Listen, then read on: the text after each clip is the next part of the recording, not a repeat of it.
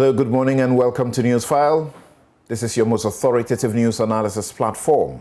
And here on Newsfile, we put Ghana first. Today, we have two simple questions, but the answers may be difficult to come by. What exactly have our political leadership been doing to this country? Abandoned projects, millions of dollars, money we don't have. In fact, we borrow. We put into projects, magnificent projects, lofty projects. One regime is unable to complete the project. Another regime takes over and appears to fail to continue to finish it. In the end, sometimes we lose everything we have put into the project. We spend more so we can lose that project. So, what exactly can be done? The Constitution Review Commission asked that maybe we try to bind the governments. Then the NDPC said, let's bind the governments with our development plan. The governments say, the politicians say, no, you can't do that, don't bind us. Let's continue to use your money the way we wish and abandon the projects to rot. Also, is the NCA, after its meeting or session with owners or operators of potentially 133 FM stations, going to have them realize their dream? What exactly is in the amnesty that has been offered, particularly those that violated the NCA's laws and suffered a shutdown? We'll be right back to deal with the vexed matters.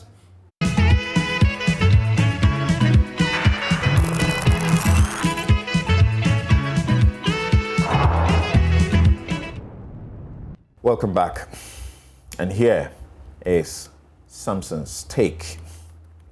I title it, Let's Support the Police. It's as simple as that. I have read and heard about those dangerous, purposeless campaigns once again. Free this, free that. And you get on these campaigns only because someone has been arrested to face court over acts and actions giving rise to criminal investigations and possible prosecutions. Not that their rights have been violated or that there is a threatened violation of their rights. Those of you who call yourself fans jump on these campaigns without deep consideration and sometimes in risky demonstrations. I'd like you to also ponder if you will get any attention. You will get any attention even if you got into a situation of malicious prosecution and sheer abuse by law enforcement. Often, these campaigns are born out of sheer ignorance of very basic laws. I like to share by repeating reference to some of these laws that we all ought to know. I have shared here a number of times. The fact that you have become used to people issuing threats of harm and death, including broadcasts of frightening, charlatanic prophecies, making wild, defaming, or defamatory comments, people just destroying the reputations of others, people brandishing guns, etc. The fact that you hear, see, and read about such, and those involved getting away with it, does not mean they have no consequences, civil or criminal. So start with Funny Face. He was arrested for issuing threats. What's the law? The law in sections 74 and 75 of our Criminal Offences Act is rather plain. You don't need to be a lawyer to understand it. And it says that if you threaten someone with, quote, unlawful harm with the intent, that is the intention, to put that person in fear, unquote. You threaten them, and your intention to put them is to put them in fear of that harm. That's all that you have to do. You commit an offense, and you could face up to 3 years in jail. If you put someone in fear of death by threatening them with death, please watch the language of the law. You only have to put them in fear of death by threatening them with death. If your prophecy put me in fear of death, what else is it? The court is not interested in spiritual matters. What is physical is what it deals with. If you did that, you commit an offense and could face up to 10 years in jail. So Shatawale, what did he do? He and his aides and the pastor in custody. Tell me what wrong the police has done. Section 208 makes it an offense to circulate false information, rumor, false statement, rumor, or report that causes fear and alarm. You like to say fear and panic. The law calls it fear and alarm. This is punished by up to 3 years in jail. So, what have they done wrong in seeking to investigate that? In fact, in the Electronic Communications Act, we have actually sought to enhance the punishment for such conduct. If you circulate information through your social media, everybody is in social media just misconducting themselves. If you circulate information on social media, you don't verify, and it's misleading information, by Section 76 of the Electronic Communications Act, you face up to 36,000 Ghana cedis fine or 5 years in jail for such an act. Let me now ask about medical. Is that the name? What has the police done wrong? You've begun shouting. In the Arms and Ammunition Act, the law says you do not have an automatic right to own a gun. You get a gun with permission and a license to use it. And the license has conditions. Among the conditions to holding that gun is that you don't display that gun in public. You can only do that with the prior written consent of the Inspector General of Police. You don't display or discharge it. That is the law. If you did that, you are looking to be punished with up to 12,000 Ghana cedis, or in addition to that, or alternatively, 5 years, up to 5 years in jail. So, what are we talking about? Yes, questions of bail. Yeah, he did it and put it on social media. Social media is not public, you may claim. Well, let the law take its course. And what is all the hue and cry about somebody not getting bail when they can get bail?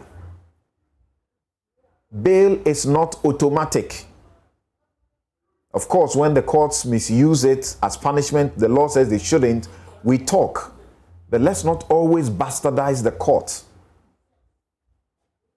The fact that every offense now is bailable does not mean bail is at large. It's at the discretion of the court. Of course, judicial discretion. They arrested Owusu Bempah. He was not granted bail. You started crying. What do you want in this country? You cite America, you cite the UK, you are happy, you want to be in those places. These things you do here, can you do them out there? That is my take. Let's all support this man, George Akuffo Dampare, to bring sanity to this country. We'll be right back.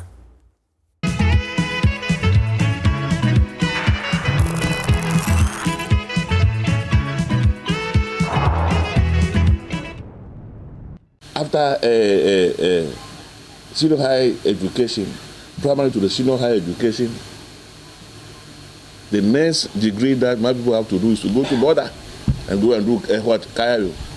No school. The only school that we have again is the RC Senior High School that belongs to the Catholic Mission. It's now what, a minor seminary. So this thick population have no place to go. And people sit down in that big hall called Parliament without thinking of a place after the Tema Harbour. The next revenue generation is from Aplau border. It's from Aplau border. And I have to push the former President Mahama for that structure to be constructed over there. I have to be running from here to Accra. Begging. Should we beg for education? No. There's something happening. The allegation that we have abandoned the road projects that we came to have is difficult. How about the e-blocks? Many of them. I think I'll find an opportunity to tell you that many of them are being worked on across the country. Let me just take one, Mr. President. The one in Aflao where the chief himself has complained. Aflao Pacha said e-block no oba my education minister up to February say oba yehu bibi. It's on the minister ultimatum. Also abre. And Inti obisa no there na beka every out of frustration e be okasa. When bia so no ye boabo ye honi aye as much as possible.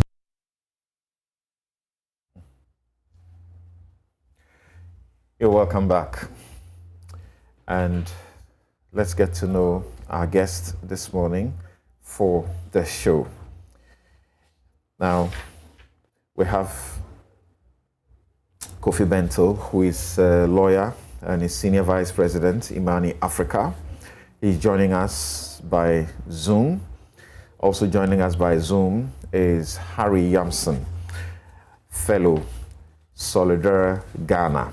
And Solidarity Ghana is a think tank dedicated to promoting left-of-center views on governance, pro-people policy, and efficient and effective policy implementation and evaluation. You have heard Mr. Yamson on this show a couple of times, and I'm sure you understand what we just referred to. Gentlemen joining us via Zoom, good morning. Thank you very much for making the time. Good morning, Samson. Right. Martin Pebu is with us. Hello, Martin. Morning, Sam. Great. Right. Yeah. So In the studio, we have Sami Jemfi, National Communications Officer, the National Democratic Congress. He's also a lawyer.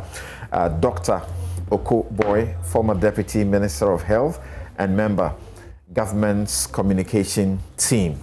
Gentlemen, thank you very much for making the time to join us. Thanks for having us. Right. Thank you, Council. Right. You've been writing since you came. You've been writing. Okay. So, gentlemen, these are very serious issues that we want to look at as regards the abandonment of projects, allegedly, and how a lot of money gets, sunk into these projects and we lose all of it. Meanwhile, we're a poor country. We go borrow the money and then we just throw it away. Let's begin very briefly with what is happening to the senior high school projects. That's the school that's been built, which is said to be 90% complete in Aflao, and yet has been left to rot. Thieves, the chief tells us, have been entering the place and picking even some of the materials that have been left there, the issues that came as a result of that. So let's begin with you, Sami. What's your understanding of this issue, and have you heard what the ministry have to say about that as well? Well, first of all, let me say good morning to our cherished viewers and listeners.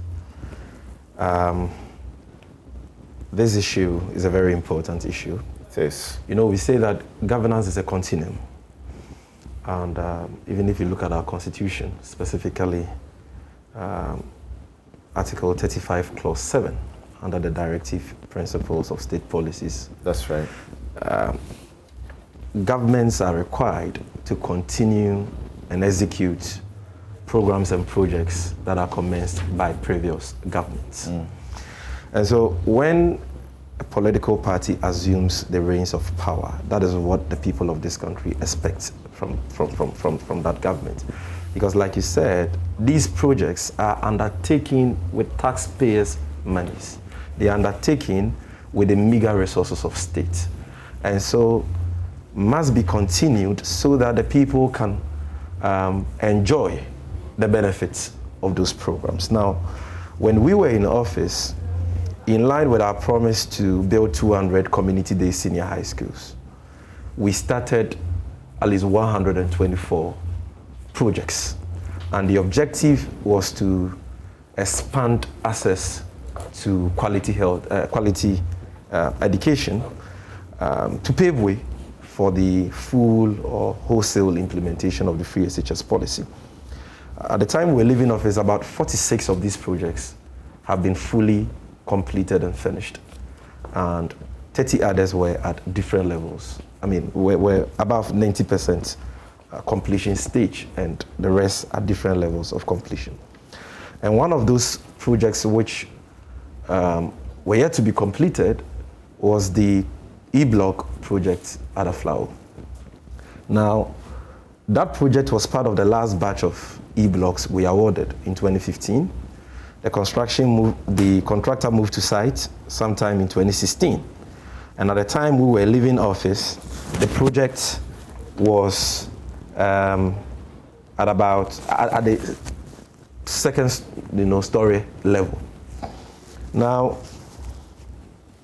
the MPP took office. The contractor continued working, but there were serious issues with payments. And so the pace of the project slowed down.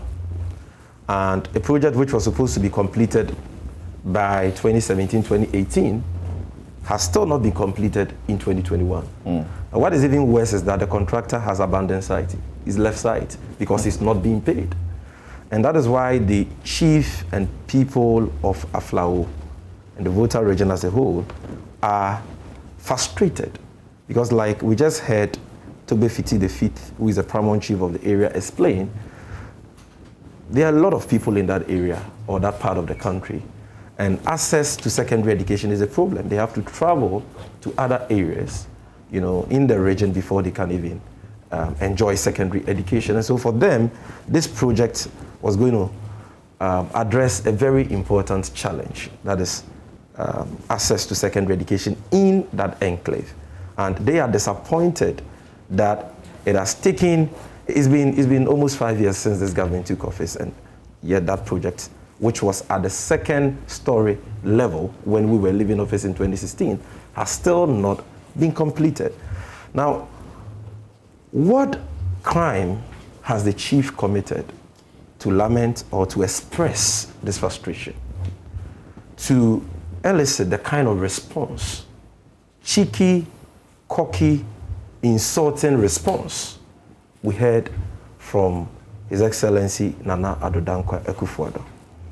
It is absolutely reprehensible and condemnable for President Akufo-Addo to have retorted that way, that the chief can go and complete the project if he is frustrated. Really? Do we pay our taxes to Togbe Fiti the Fifth? When revenue is collected at our Aflao border, is the revenue given to Togbe Fiti the Fifth? No, the revenue is given to central government, and the president is the head of government. The project is a GOG-funded project. And so it is a responsibility of government to find money to complete the project, and not the responsibility of Togbe Fiti. And President Akufo-Addo knows that, but he was just being cocky and cheeky.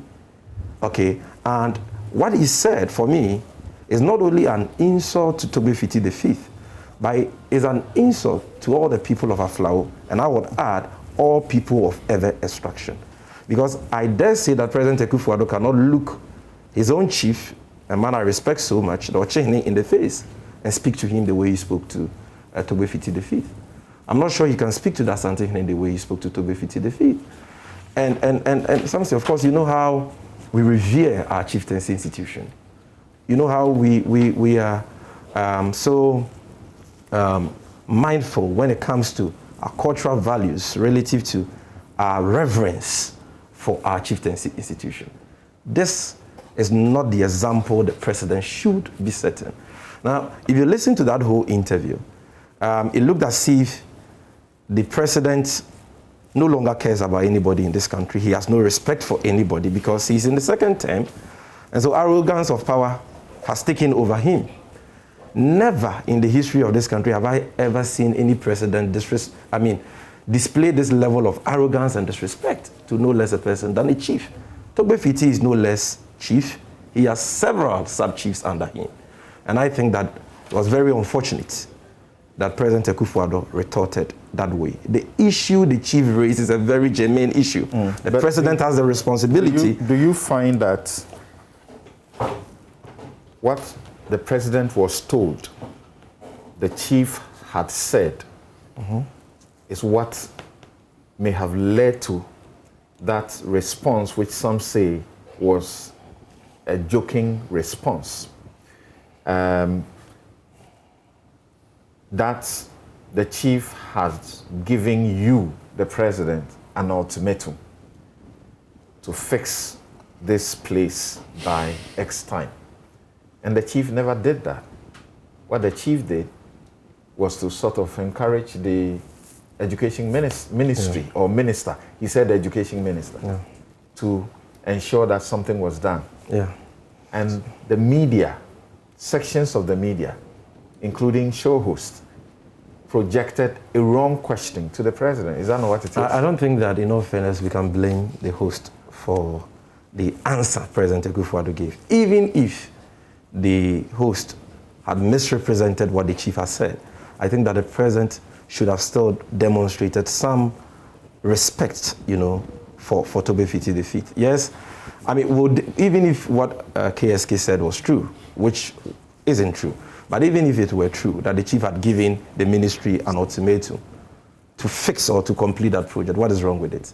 I mean, would that be the first time the chief will be given an ultimatum to government functionaries to complete a project? Clearly, the people are frustrated. They've waited for 5 good years, and the project is rotting away. Okay. And something, by the way, speaking about e-blocks, because I know we'll have time to speak about other abandoned projects. Speaking about e-blocks, this is just one out of more than 100 e-blocks that they have abandoned since they took office. If you go to Ashanti region, for example, at Adansia Pidra, there is an e-block there which has reached a 90% completion stage, which has been abandoned, since 2017. If you go to Adansi Fumsu in Adansia Sokwa, the E-block project we put up there is 70% complete, yet it has been abandoned. If you go to Kwabenakwa in Obuasi East constituency, there is another project there, E-block, that they have abandoned. If you go to the same Volta region, where the project we are discussing is located, in the Zini Community Day Senior High School, for that project, it has reached the roofing level, it's been plastered, frames have been fixed, yet this government, has abandoned the project. Doremon Community Day Senior High School, same thing. Welembele Community Day Senior High School, Naro Community Day Senior High School, Konza, Boo Community Day Senior High School, and several other projects, all in the area of education. Then you come to Bono region, Adamsu, German South, Bau, Banda District, Buaku, Wenchi, Diadaso, German North, Abisim, New Doma. They are E-block projects which have reached different levels of completion, which they have abandoned. Now, I can go on and on and on, but the point is, this government is the most resourced government in the history of this country. They've had access to more revenue than any government in the history of this country. More taxes, more oil revenue, more borrowed funds. They have failed to invest in infrastructure and other productive sectors of the economy. They don't have even one hospital to show for all the revenue they have gotten. They don't have one secondary school to show for all the revenue they've gotten in the last 4.5 years.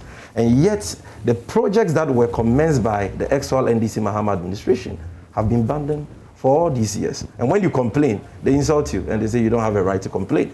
Go and fix it if you are frustrated. In the health sector, the NMS projects we started, which was made up of 7 hospital projects.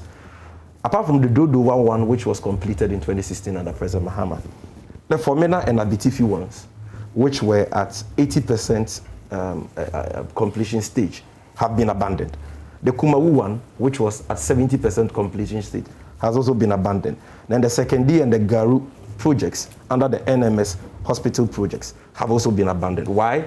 Because when they took office, they ordered the contractor to halt work under the guise of an audit they needed to conduct. After 3 years of conducting that audit, they found nothing incriminating against the contractor or any former government official. Then the contractor said that because of the delay, he had incurred some forex losses to the tune of $38 million. And so they should pay that before he moves to site. They have refused to pay. And so for 5 years now, these projects, which should have been completed latest 2017, 2018, have been abandoned. Yes, the no-bear syndrome is on the rise. You go to the hospitals today and you don't, people don't even have beds. To just hold it there, And Oko, I believe that you, in looking at this, the SHS, building matter, would want to focus on what the ministry has been informing the public as far as its efforts in seeking to complete and the number it has completed and the plans it has going forward is concerned, right? Yes, Council, thank you very much. Let me say a very good morning to all of you and to my brother, Sami. The JM administration promised to build 200 community day schools. This promise came 2012 when JM assumed office. The plan was to build 50 annually, so that when you multiply by 4, you get 200. The promise was in 2012. What is interesting is that the project actually commenced in 2014. Now, that also tells you a lot. It means that even from conceptualization, Council, to actual beginning of a project, involves some work and some obstruction sometimes. If it was that easy, when JM conceived it before becoming president, right from 2012, it would have started. So, because of the partisan politics, sometimes we talk as if when you see a project hanging, then it means that the one there doesn't want to continue. But even JM, who conceived 200 schools, the conception was at 2012, commencement was at 2014. It's instructive to take note of that. Now, secondly, 50 were supposed to be built for phase 1, which commenced in March 2014, Council. Sami Ablakwa, my senior Odadie, who said on air, and I heard him clear, that you are supposed to averagely use 18 months at West to complete a community day school. Now, from March 2014 to the time they left office, council, you have more than 18 months in that period. The question is that, how come they didn't finish 50 for the phase 1? According to Sami's own timeline. Phase 2 commenced in July 2015. When you calculate the number of months, from July 2015 to December 2016, council, when I calculated, it's 17 months. That one too was supposed to be 51. So going by their own books, we should have had 51 plus 50, we should have had 101 schools completed. In fact, because it's 17 months, let me even grant it. Maybe 90 completed, some few ones at 90-80% by their own calculation. Now, how come by the time they were leaving, it was actually 29 schools that had been handed over? I've heard them saying 40 something. Let me even grant the 40. If your plan was that 18 months should give birth to 50, why? And now let me come to the real deal, where politicians try to stay away. What are the things that makes a project become a white elephant? Council. In their case, these are the possible factors. 1, payment of certificates.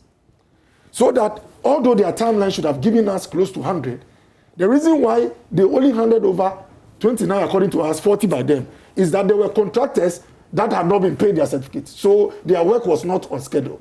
That's the first point. Politicians wouldn't talk about that because they're in opposition and they want power. Council, the second one is capacity of the contractor. So if you go and give a community day school that should take 18 months to a contractor who even does not have the resources to buy 1 truck of chippings, but must get money from the state before they do that, an 18-month project can take 5 years. That's the second one, which a politician in opposition wouldn't mention. The third one, which a politician in opposition wouldn't mention, are contractual issues, although I've not started law yet. The Lekma Road taught me some very serious lessons. I rushed to the minister and said, send a contractor there. And then he told me, young man, number 1, there is a contractor already on the books. The gentleman is owed about 5 IPCs. He has raised them, certificates. All comes to about close to 100 million. Do you have the money to pay him before you go there? So young man, first point, we have to look for money. Number 2, young man, I can't terminate because the fault is not from him. We didn't pay him. So young man, even if you have a contractor, forget it. Third one, young man, I have to sit with him, find some money for him, and beg him to go. It's at his discretion to decide whether when I give him 20 million is sufficient to get him to the road. Some say these are things I learned the hard way. So we had to scale all these hurdles before finally it became clear that even when we found some money for the contractor, he said, look, this is not a project I'm interested in because of the attitude that government over the years has treated me. We ended up going to the courts and then all that. These things a politician in opposition wouldn't tell you. But the ordinary man can be told that, oh, people of Lejokuku, they don't like you, so the road is hungry. But they don't tell you that there are debts to be paid. Now, let me come to the Aflao case. It is instructive to note, and this a lot of people didn't know, that the project wasn't completed by the time we came. The impression was created that they've built an E-block. Because of our non-committal, we've left it and it's rotting. Apparently, they had done first floor. After 4 years in power, it was first floor. They had done the wooden, the pictures are there, I can later give it to your producers. They had done the wooden structure to now do the concrete for the second floor. This government did the second floor and the third floor. Did all the finishing. And in operationalizing a school, it also takes time. Someone can say, oh, but doc, it can be quicker. I wouldn't contend that person. But it's important for us to be honest in our discussions that this government also has committed resources to that project. And if a chief has a frustration, it's genuine. But look, let me say this, which is very important. I've given an asterisk. The chief said, I had to be going to Accra. I went begging. He used the word begging. Is a chief supposed to beg? Strictly speaking, no.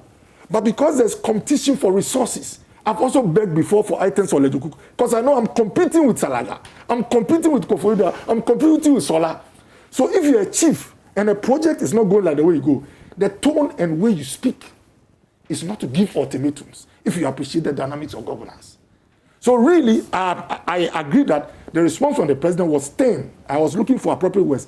Stern, a response that is firm, is to remind the chief of some things which I've listed here. Number 1, show respect to whoever must sit among competing interests and try and allocate. The chief disrespected the president. If I have, do you want to listen to the chief again? He didn't mention the president. No, they've not played out. When the ultimatum, when he told the how do you call it, the MPs, go and tell him, go to Accra and tell him, I'm giving you an ultimatum by February. The minister represents not the president. No, but please, the minister acts on behalf of the president. So it's an instruction to the executive, more or less. Let's be real. So the point I'm making is that when you are instructing an executive who must sit among competing interests, the vehicle you have chosen, first of all, is not like the one he chose during JM's time. He went begging JM. Why did he beg? Because he knows there's competition. How come when power changes, I said I've begged before, you don't talk like that.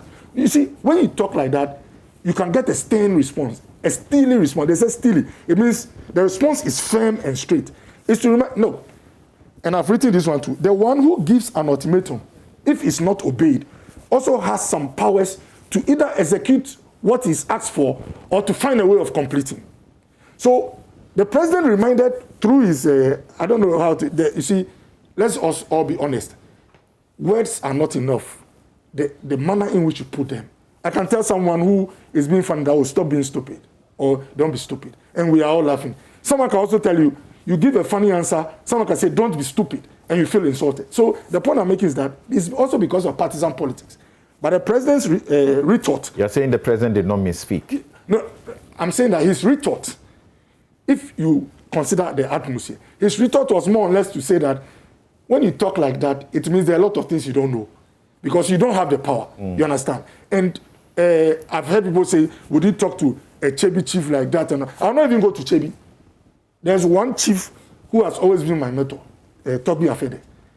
If Toby wants something for voter, he wouldn't speak like that to a minister or nana. And you know, I've studied... What exactly is the problem? No. Wait. What exactly is the problem? Ordinary Ghanaians who are voters, yes. They vote you, the politicians in power.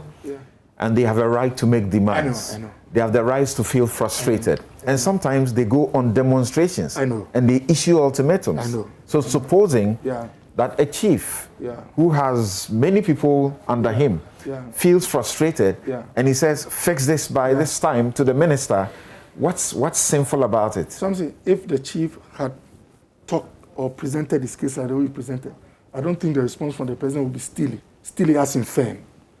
There's a way you see, we are a nation, we are practicing democracy. But some people are using certain routes which are decorous to get their results, especially because of the competition. You know, there is one word here now, which is fundamental in economics. Unlimited demands, limited resources.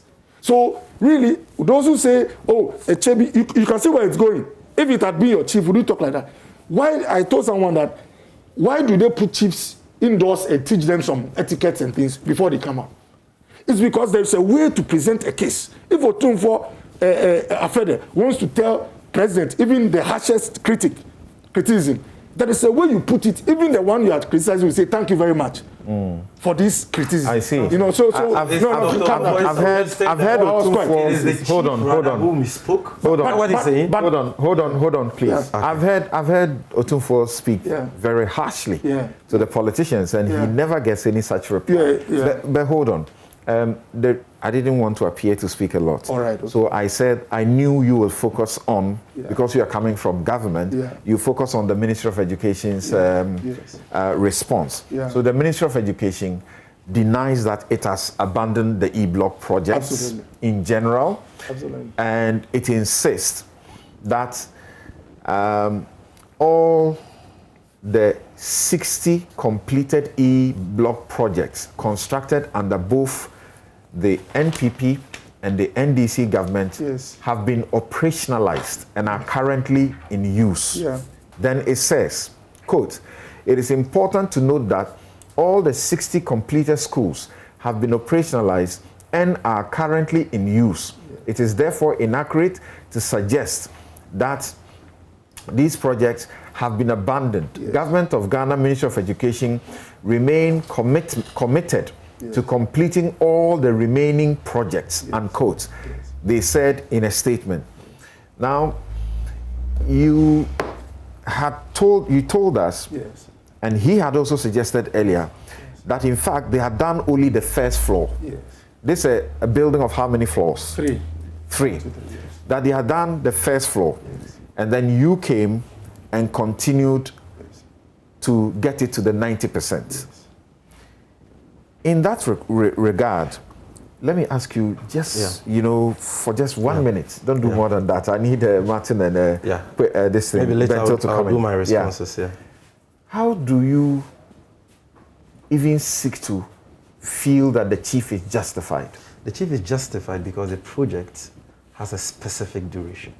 The duration for the completion of the E-block project is 18 months. Are you at 17 Now, months? please, hold on. 18 months. The project did not start in 2014, like you said. It started in 2016 because not all the 124 projects we awarded were awarded at a go in 2014. It was part of the last batch of projects which were awarded. Okay, so we awarded that in 2015. Construction started in 2016. we did the first floor, got to the second floor. By now, it's taking you 5 years. Are you getting me? You should have completed the project. So what do you mean by abandonment when the project has in fact continued? No, the project has been has continued, but it should have been completed latest by 2018. Whilst I spoke to you, you repeatedly use the word abandoned.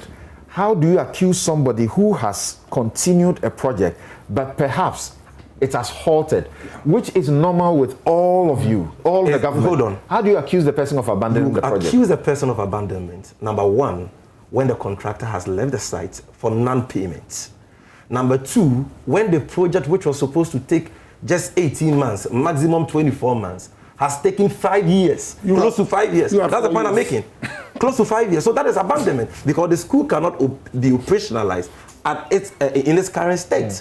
And so once again, what's the source of funding for the project? What's the source of funding? 23 of the 124 were funded with a facility from the World Bank. That's correct. But the rest were GOG funded projects. Great. And the timeline was 18 months. I'm saying that if President Mahama had won the 2016 election, the project would have been completed in 2017 or latest 2018. Thank you. We are in 2021. Now hold on. Now hold on. Not completed. Now hold on. Now hold on. The contractor has left site. Thank you. You have abandoned the project. Thank you. Just hold on. Just a minute. Yes. What are you saying?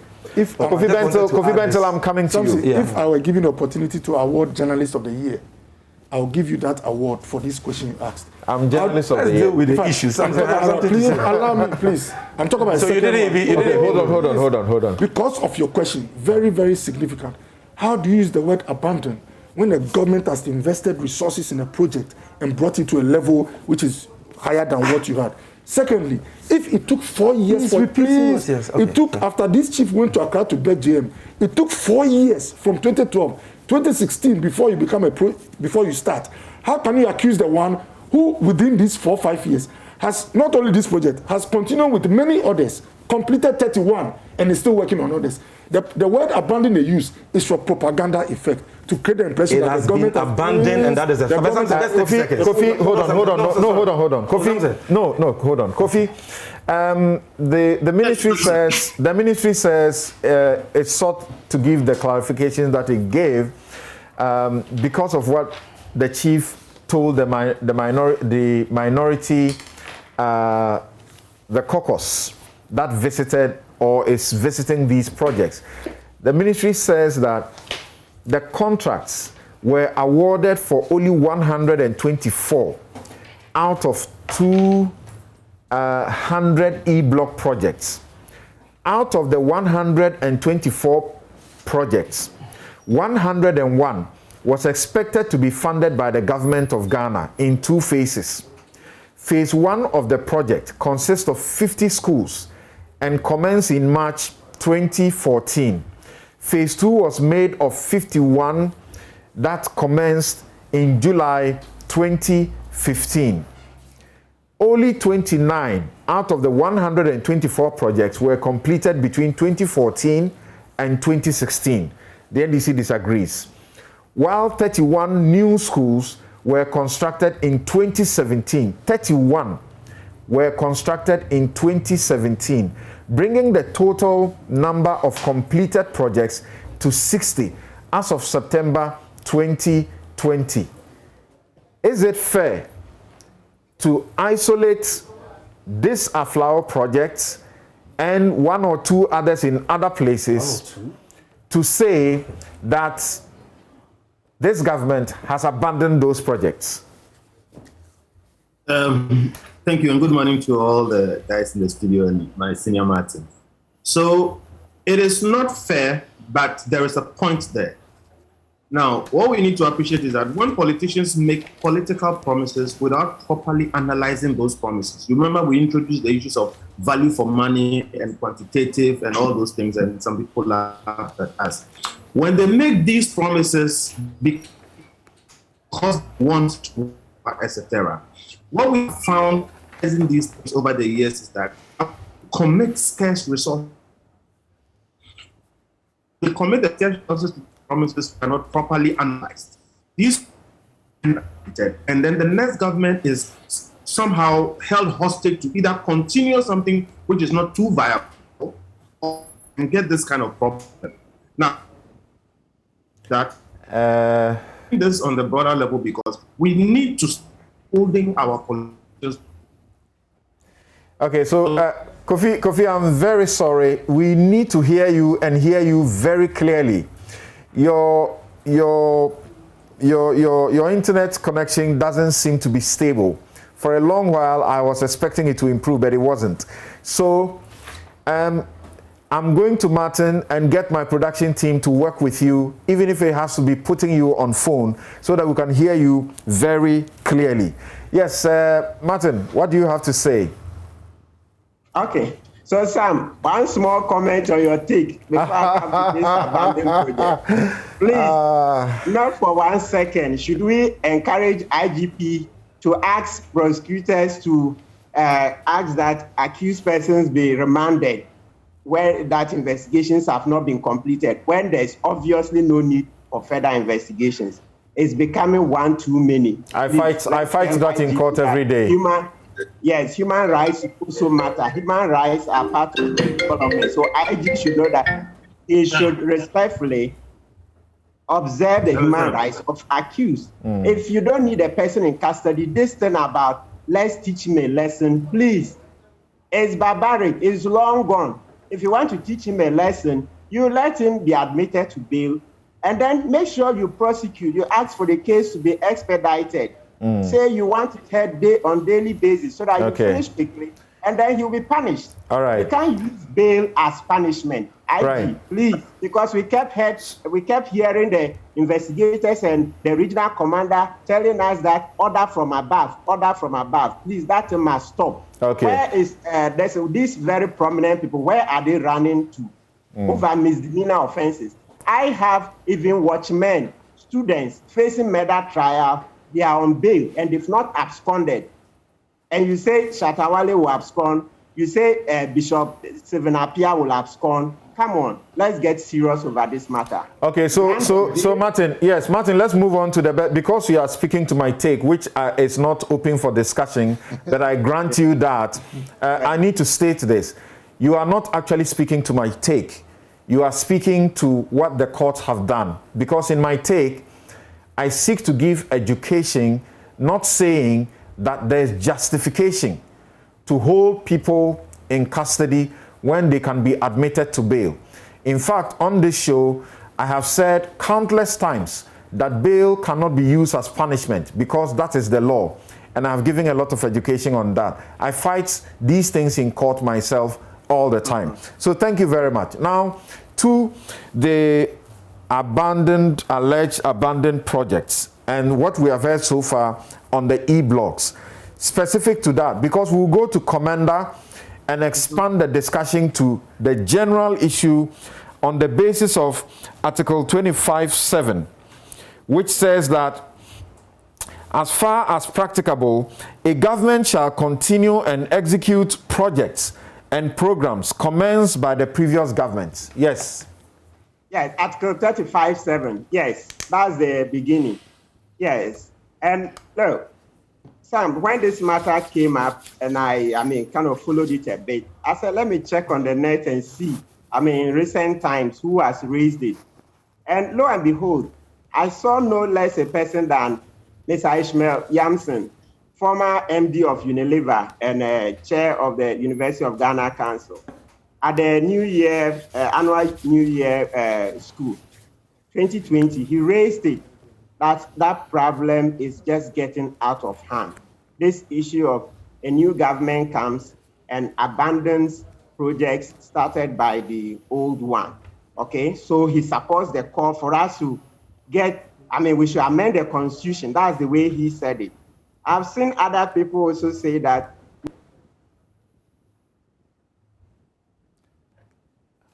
Please, your mic is muted. Your mic is muted.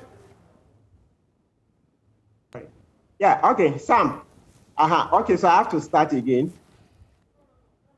Yeah, so I said, in researching on this topic, I saw that Mr. Ishmael Yamson, the former MD of Unilever and chairman of the University of Ghana Council, raised that matter last year at the New Year's school, that we should do something about it. We should amend the constitution. So he says that from the way he sees Article 35(7), saying that as far as practicable, the government should continue projects started by the previous one. He thinks Article 36, the part that says that the government should come up with a coordinated project, seems to nullify the 35(7). So he's referring to Article 36, Clause 5. That says that the president shall present to Parliament a coordinated program of economic and social development policies, including agricultural and industrial programs at all levels and in all regions of Ghana. You say, so this is one of the things he thinks, based on it, governments usually have the leeway to start their own projects and abandon the old ones. At least he has something to say. The reason I say we should look at it, what Mr. Ishmael Yamson says, that you see that he has a wealth of experience, decades, you say, and he's been near the corridors of power. I didn't see that provision as the one that should be used to, curtail 35(7). But here is the case, Mr. Yamson, who is he's been near people in power, says that that's how it's seen. So I think I want to support the call that we should fashion laws to give 35(7) more teeth, clarify it, so that it will be clear that don't start new projects until you've completed the old ones. I think that will be clear. Now, Martin, what's wrong with us? Is it about laws that we need? Every day we are talking about let's give a new law. What's wrong with us? The Constitution says, as far as practicable, continue projects that were started. How does that lead us to having a Job 600 sitting in this country for a decade without attention? How does that lead to a project started by, is it a Champon or who? Seth Kwamboatin did a story on the Konfanochi Teaching Hospital maternity block. It was abandoned for how many years? Over 40 years. Now we have to destroy it and start all over again. What's wrong with us? The Constitution should force us to think. Yes, Sam, what is wrong with us? One of them, I cannot profile all the answers, but one of them is that this authoritarian constitution we have, a rule by one person, a very authoritarian constitution, very lopsided. You concentrate all the power in the hands of the president, and this is what you get. This is what you get when you concentrate all the power in the hands of one person. No, but Martin, you have a government that has come in. It says we want to do affordable housing. It has committed our tax money. In fact, much of it loans that it has taken. And in fact, you are generating money to just service the interest on the money. Okay, on the loan. We have Saglema, which is sitting there. Okay, we have had previous situations. Kufuor did the affordable housing. They were sitting there. They were almost abandoned. We take the people's money, spend in these projects, and then you come and you say, oh, I don't want to continue. I want to do something else. Then in the end, some of these projects, we have to spend extra money just so that we can lose them. It doesn't make sense. Constitution should come and tie your hands. the synopsis I'll send, it shows that 73% of the losses incurred by the District Assembly's Common Fund, they say 73% of the losses come from projects that are re-awarded, cancelled, or stopped. 73%. And then they estimated that last in 2020 alone, that was about 35 million, 35.4 million. That is it. So, Sam, for me, I think the problem is about the Constitution. Because what can you do to the president until in 4 years' time? And that's how come this same matter brings to the fore the election of the DCs, MMDCs. Yes, this matter brings to the fore that election again. Let's continue the fight that, look, we want elections at the local government level on non-partisan basis. Sam, not long ago, you see what the president did. Ajimamenu threw our constitution to the dogs. He entered into an illegal contract, embarrassed us internationally, Minister of Health. Yet the president, we railed and railed. The president only joked about it, like the way he's joked about Togbe Fiti. So you see why Sami Jemfi would say the president is getting very arrogant. I mean, people are railing and railing that. And you are still faulting the Constitution. The Constitution should hold people's hands to get them to do things. Yes, but now that we've seen the mischief, it means that we'll use the law to cure it. You know, in interpretation, the mischief rule.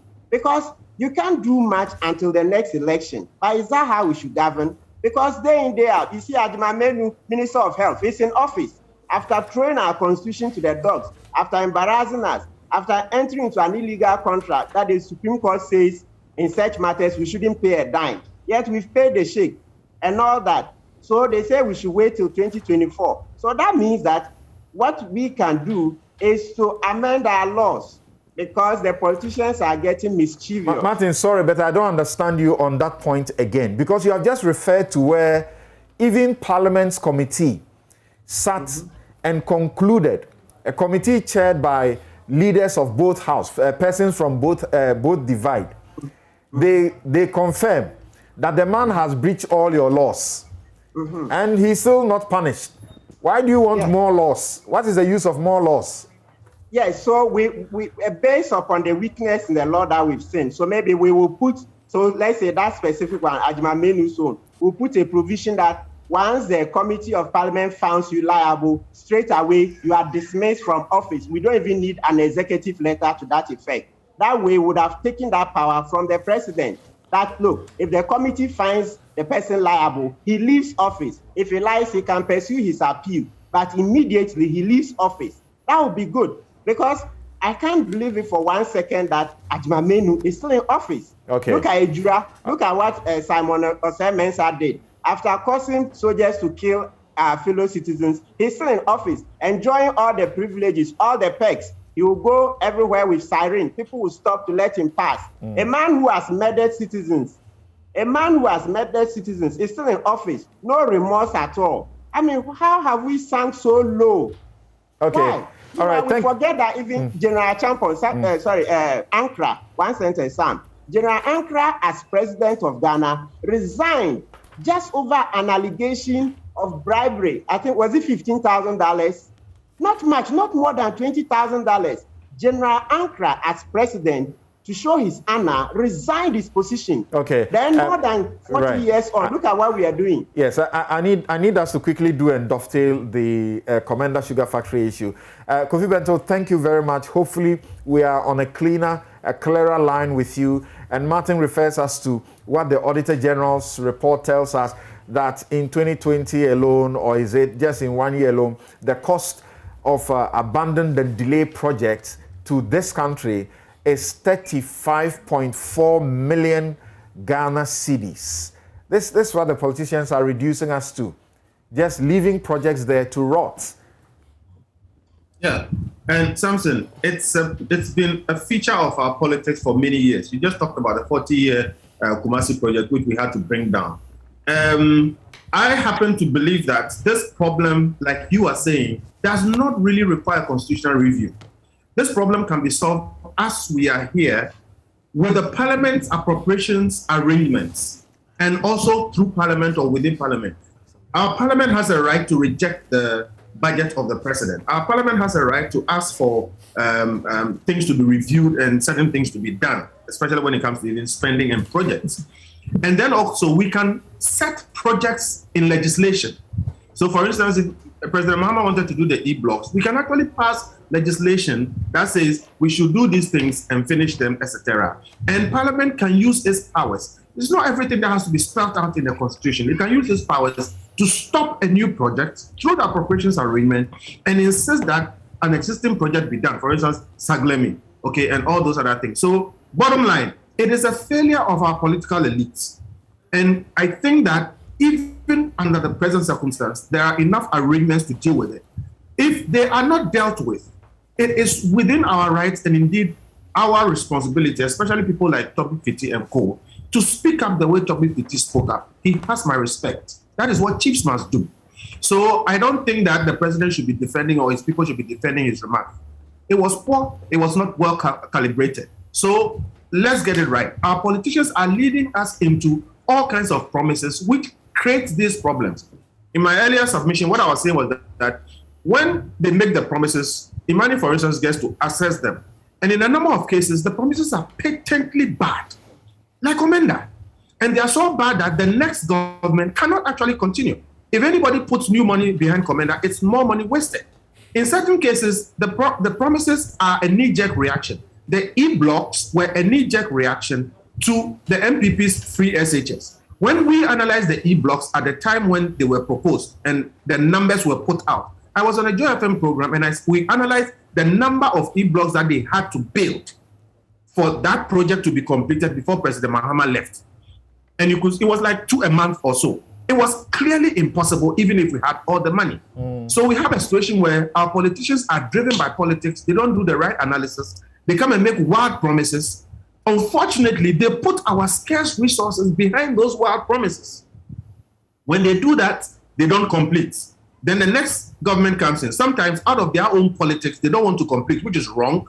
But sometimes there are real practical problems with the projects that we are speaking about, contractual problems like Dr. Okubo spoke about, and real practical issues like Commander, where we cannot refine sugar from Commander and sell it in the market at an economic price. Okay, so there is a lot to be said about the way these things come about. But in terms of finding an answer, immediately what we can say emphatically, and if we have time, we'll explain it, is that this problem can be solved within the political process. For instance, when the president brought his budget, the parliament today, given its composition, could have isolated the spaces or the areas on infrastructure or on education, etc., and refused those.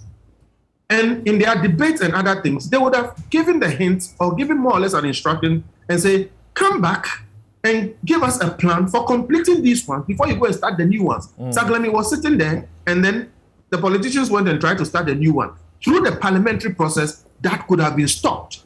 All right. As for the justiciability of the constitutional provision on continuing the projects, honestly, given the structure of our politics, you cannot or should not properly tie a new government to the ill-conceived project of an old government. Because new things keep coming up. So we need to take a good look at this. But from our own work, from STX time, even before till now, what we find is that our politicians don't do the necessary due diligence before making wild promises. Right. And even when the promises are sound, free SHS is a good idea. Our problem with free SHS has always been that it was not well conceived. It was going to lead to serious financial problems down the line. We are experiencing them now. Right. So we should force our politicians to do the necessary background work, the value for money analysis, quantify the benefits, find the funding, lay things out. And the last point is this. We can set these projects in legislation. In fact, that's what they do in the States. So if somebody comes up and says, free SHS, A, B, C,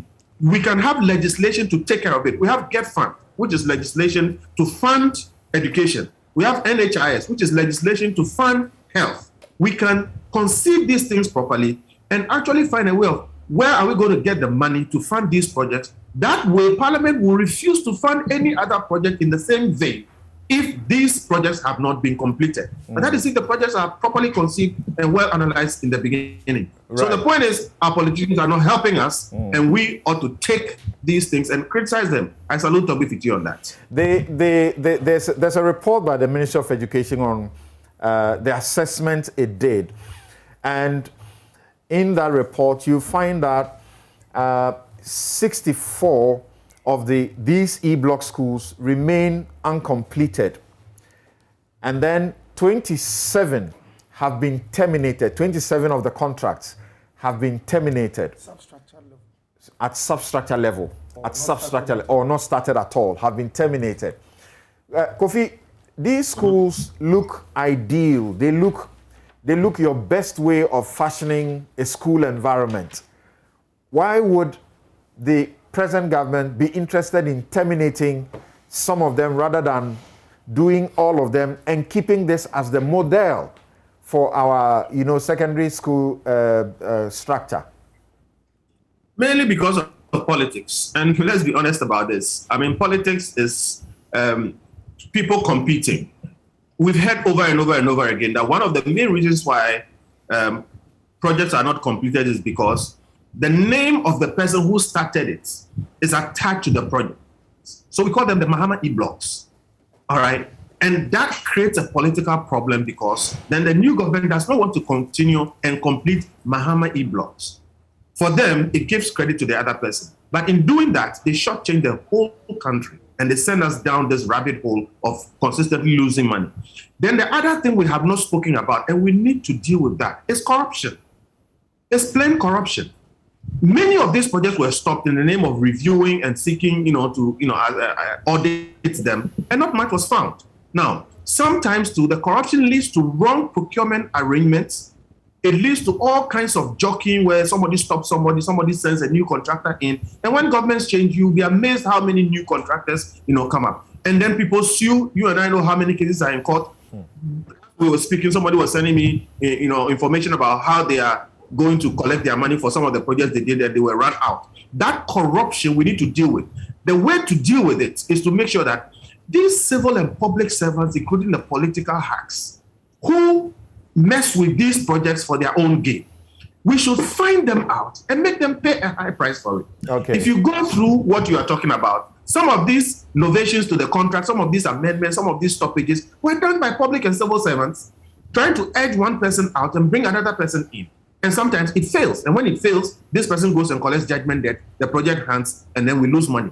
We need to drill down and find who are dealing with these things in these ways. Go through SACLEMI. Okay. Every government project, you find some of those people. We should deal with the corruption aspect. Right. Let me bring in Harry Amson in here at this point and begin with this question. And I know you like to take, the broader perspective, angles of the issues, but the blame thing, we do it too much in this country, isn't it? We like to blame and just end it there. Now, if you have started a project and I come to inherit the project, I should be entitled to do an audit to determine where I start. I should be entitled to do an audit to determine if I should continue with one or two or all.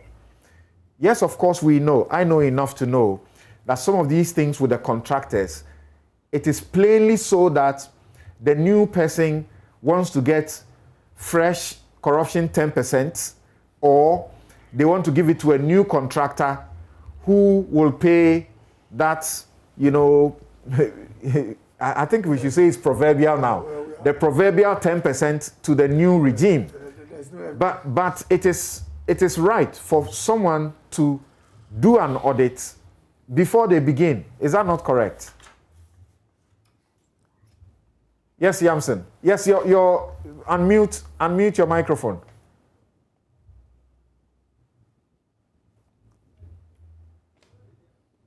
Unmute your mic. Yes. I'm on now, right? Yes. Okay, so thank you very much. You are right in saying that the succeeding government or the succeeding administration ought to be given an opportunity to audit the projects that have been started before it took office. But I've also listened to the conversations before my joining. And it is clear that we all understand that because government continues, is a continuum, and we have an institution called Parliament, there really ought to be not much need for the sort of, or the nature of the audits that we conduct, which my brother has just said, tend to become really a means by which political persons simply reallocate the national cake from one group to another. If Parliament is playing its role, and if as others have said, we have built into our transitional arrangements proper law that ensures that the constitutional requirement that things begun must be completed, in addition to whatever vision a president has, then we would be protecting the public purse much more effectively. The fact remains that we don't seem to have accepted that fiscal waste has long-term developmental consequences. And so we have reduced this matter, which is really a strategic issue, to one of politics and who did what and who started what. But it's not about the name.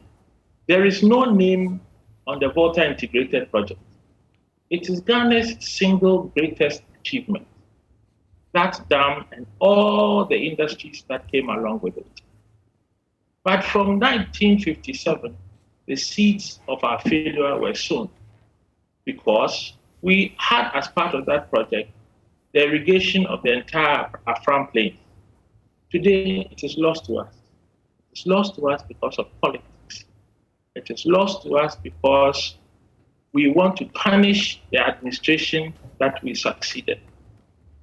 And so now, Ghana will never have the opportunity to reap the benefits of that great vision. There is an issue that we need to confront, that no politician in this country suffers any repercussions for touting massive expenditure on infrastructure that they know they cannot finish, or for abandoning critical infrastructure. I will always laud President Mills, who came into office and made sure that the George Walker Bush Highway was completed, and actually acknowledged the fact that it was begun by President Kufuor. So that capacity is there in our politicians. Only that you are likely to be criticized as a politician for putting the national interest first. In this very administration that we have now, the Tema interchange has been finished, but the initiators have not been acknowledged. The port Terminal 3 has been finished, the airport Terminal 3 has been finished, and it has become a political football. So I think that we continue to harm ourselves by putting the politics first. And unfortunately, we, the people, laud the politicians, as my brother has said, for starting projects and not really for finishing projects. Now, as far back as 2011, there's research that says that 1/3 of all the projects that we start never see completion. And 1/4 of road projects that we begin are abandoned or become part of the waste that is in the public sector. Now, for me, I say that at the end of the day, the buck stops at the door of Parliament, because Parliament holds the purse. The purse doesn't sit with the president. It doesn't sit with the administration. They can scream and shout and say all the things they want to say. But it is Parliament that must own up to its responsibility to protect the public purse. And that is where we are failing, and we are giving Parliament a free pass. We should end it. Now, where the administrations have a responsibility is in the fact that the thinking is often not strategic. It is often not about an integrated process. So someone says, I will develop cattle ranches in the north, I will have tanneries in the middle of the country, and I will have factories producing meat products in the south. I will have jutes in the middle of the country to support our cocoa industry. There are logical ways of thinking about developing our economy that we seem to be missing. I've heard it said that we jump from one project to the other. And I think the issue, the word that we have missed here is that there is a disjoint. There is a disjoint between what we actually require for our development and what political players require for electoral success. And how we bridge that gap is the big conversation that the people must have with the political parties. All right. Because if the people do not make a demand on the political parties that we want to see, thinking through what we have and ensuring that it becomes a value-generating asset for the country, then the political entities are going to continue to misbehave. Okay. And that is what it is. It is an addiction to promise. Okay, so we are going to continue. No commitment to delivery. We are going to continue this by getting onto the Commander Sugar Factory discussion. And as you may know by now, these things we are talking about, I don't know how you feel about them yourself as you listen and you watch our politicians continue with these things. In Commander, there is sitting there one other huge entity. We spent, is it $36.5 million, money we don't have, $36.5 million. I can imagine what that should be doing for the country. And then later we were told that we are unable to continue because we need some 20-something million, whatever to do, whatever it is. We will return to continue looking at that, using that issue again to ask the question, what exactly are politicians doing to this country? Mr. Yamson has just referred to us and praises Mills. But in that same Mills regime, that's where you had the Kufu affordable housings as were almost completely abandoned. Not true. Then later, when it's about to get to the next campaign season, they start doing something little about it to tell you that, oh, we have given it to SNIT. They should take care of it and all of that, as if the people are not aware. Now, in the end, my question is, does Martin raise a germane issue that there's a need to tweak the Constitution somewhat to compel, rather than say, as far as practicable, continue, make it compulsory, finish that job. And if you don't do it, it is the basis for you to get out of office. And also not to get to a situation where someone is just about to go out of office and they start some flimsy things and leave them around, hang it on the next government. We're taking a break, but these two guys insist on a minute each of some responses. I think it's fair to let them speak. Then you can get only a minute. When we get back, we are talking about sugar factory. No, Samson, I have critical. My job is to moderate this show. And let's go and look, you see the time we are at 10:34. No, Samson, which means we have less than we have about 1 hour 30 minutes. We'll do that in the allotted time for the no, we are not using 1 hour 30 minutes for one subject. We have another subject to deal with. Do you also want to go and come back? Yeah, I'll add it to the allotted time. This is the only time, or we are not allowing. You are not coming to E-Block. All right. Yes. Samson, but how is that fair? You are not coming to E-Block. Yes. You take my instruction or you lose the opportunity. Samson, yeah. I'll take your instructions. Okay. In fact, I'm tempted to give 2 awards on this show. Another one to Bento of Imani. You see, he diagnosed it rightly. He says that the promise from John Dramani Mahama was a knee-jerk reaction in response to the free SHS policy. That from day one, it was not feasible. And he actually was able to diagnose, like I said, and make us understand that there is absolutely no way they could have done 200 schools in 4 years. And no wonder, although they had one set of 18 months and another set of 17 months, they only could complete 29. And we who have completed 30 and are still working on others, they use the word abandonment on us to achieve a propaganda effect. So Imani too, his diagnosis is excellent. And where I agree with him, more or less, or it's legitimate, the point he made, was where he said something like Saglemi. Was it necessary to, let's say, channel state resources into Saglemi, where Kufuor affordable housing is still hanging?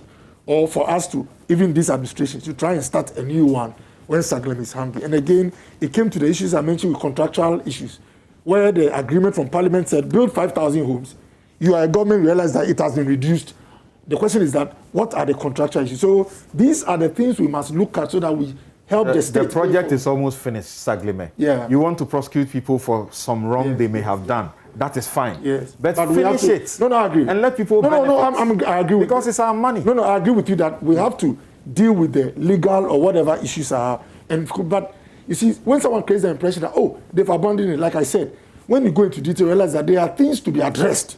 And it's not to say don't address them. We have to address them. Okay. But when governments have shown some faith in addressing an issue, it is not correct for the opposition only to use the word abandonment and abandonment All right. so that they get... Thank you. Yes, you want to, on the e-blocks?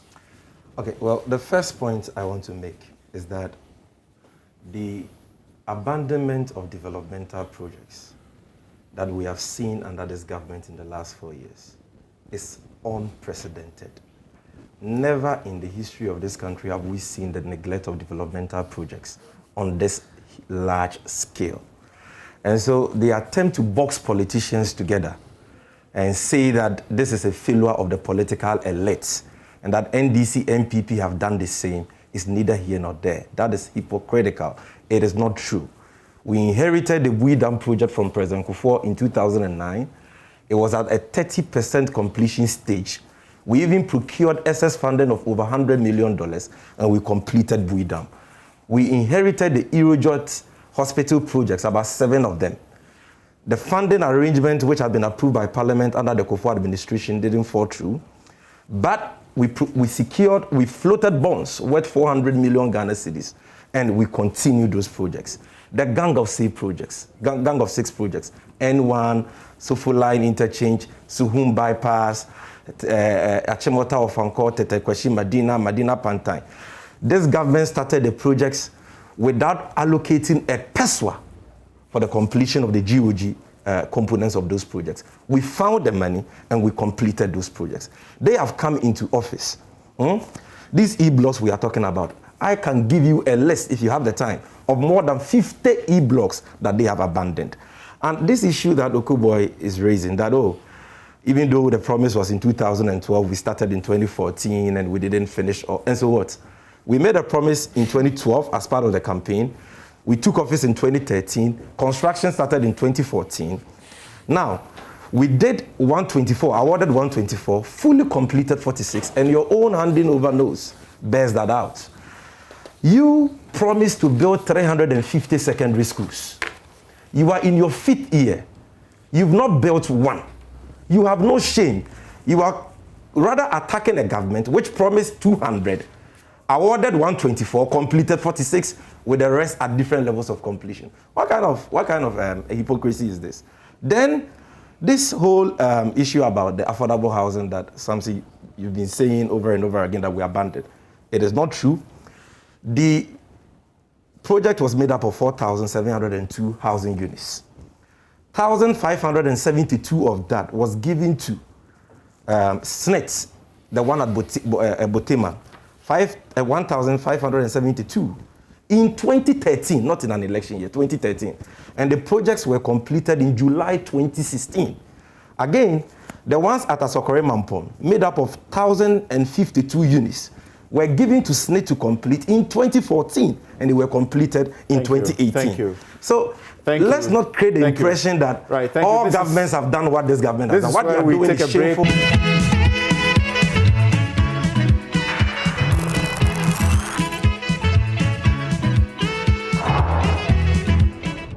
When we return, never happened we in our go history before. to continue this discussion using the Commander Sugar Factory, which appears will also get our money completely wasted. So far, a lot wasted. We'll be right back.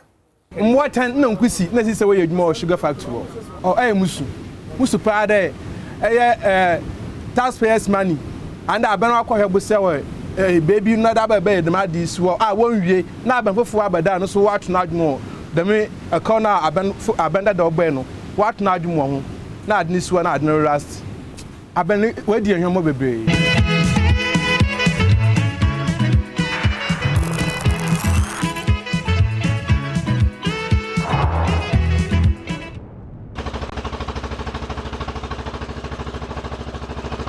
This is the factory that is supposed to be producing sugar for the country, but it has been idle for 5 years. The roof is rusty and worn out. Before we get into the details of the current state of the factory, let's trace how Ghana found itself in this situation. It may sound basic, but Ghana had a dream to start producing sugar locally.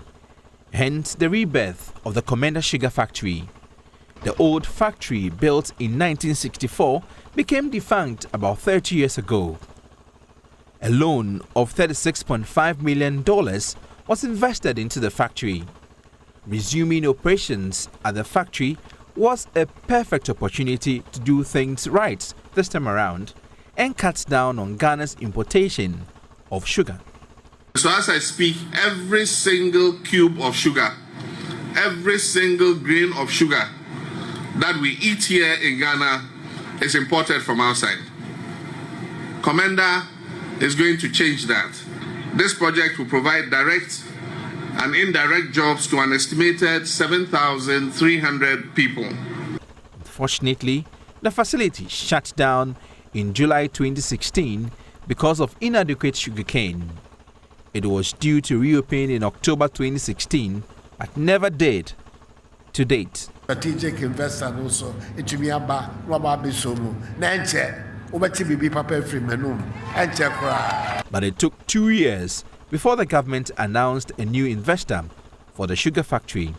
This factory, like any other factory, will keep on needing ongoing investment, ongoing retooling. There sits the Commander Sugar Factory in its rusted glory. It has been abandoned for so many years. It is not producing sugar. And there are so many youth in the community needing jobs, and they have none. What no kwisi na sisi we yedmo sugar factory o musu pa there taxpayers money and abana akohwe se we baby no da ba dem adis wo won wie na aban fofo abada no so wat na adwo dem e corner abanda da ogbe no wat na adwo ho na adnis wo na adno rust aban we di ehwo mo bebre. Right, so Jojo Kobina brought us that report that you just heard. Now, I'm coming to you. I'm starting with you, Kofi Bento, to go to Mr. Yamson. And Kofi Bento, because when this whole project started, Imani, was issuing warnings and all of that. But eventually, where did you come to? I just want to read this small portion of the Constitution Review Commission's recommendation for our planning purposes and what happened. The Constitution Review Commission had recommended that the NDPC, the National Development Planning, is a commission now, should be made to be like an independent constitutional body, not subject to the politicians' dictates. And then it recommended, among other things, that the NDPC should be an independent constitutional body subject only to the Constitution every president and government should be bound to comply with the terms of the long-term National Development Plan developed by the NDPC and approved by Parliament. So they should be bound. And they also said other things, that the NDPC should be mandated to develop a binding, comprehensive, strategic, multi-year, long-term National Development Plan with short and medium-term plans built into it, from which programs, projects, activities, and budgets may be drawn. We had a white paper that rejected this decision, that you don't have to bind the politicians. And in fact, politicians from across the divide agreed that you don't need to bind them. Kofi, Commander, where we are now, what do you say? So, Samson, it is sad again that we've been proven right, but I keep reminding people that it's not that we are naysayers or doomsday prophets. It is our job to warn the nation and warn our leaders when we find something that is worrying. And in this situation, we did find it 2 years ahead of time. We published it in copious detail. We took the time. Now, this is the stuff they pay politicians millions of dollars to do. And I'm making this point because you can choose to ignore what advice somebody gives you. But if you choose to ignore that advice, you definitely have to do better than what that person is suggesting, especially when you're using public money. Okay? And Commander is in a long line of projects just like what we've discussed. I want to quote Jean Monnet. Jean Monnet said, "Some problems cannot be changed in their present context. The context must first be changed by transforming the basics." In this issue of abandoned projects, reckless political promises, and the things that have bedeviled us all these years, wasting money, this is what we must appreciate. We need to change the basics of how we do some of these things. Some of it is in Parliament, indeed, most of it. Some of it is in changing our law. But back to Commander. The simple issue about Commander was that at the time we're building Commander, sugar mills were closing in India at an alarming rate. And as we speak, they are still closing.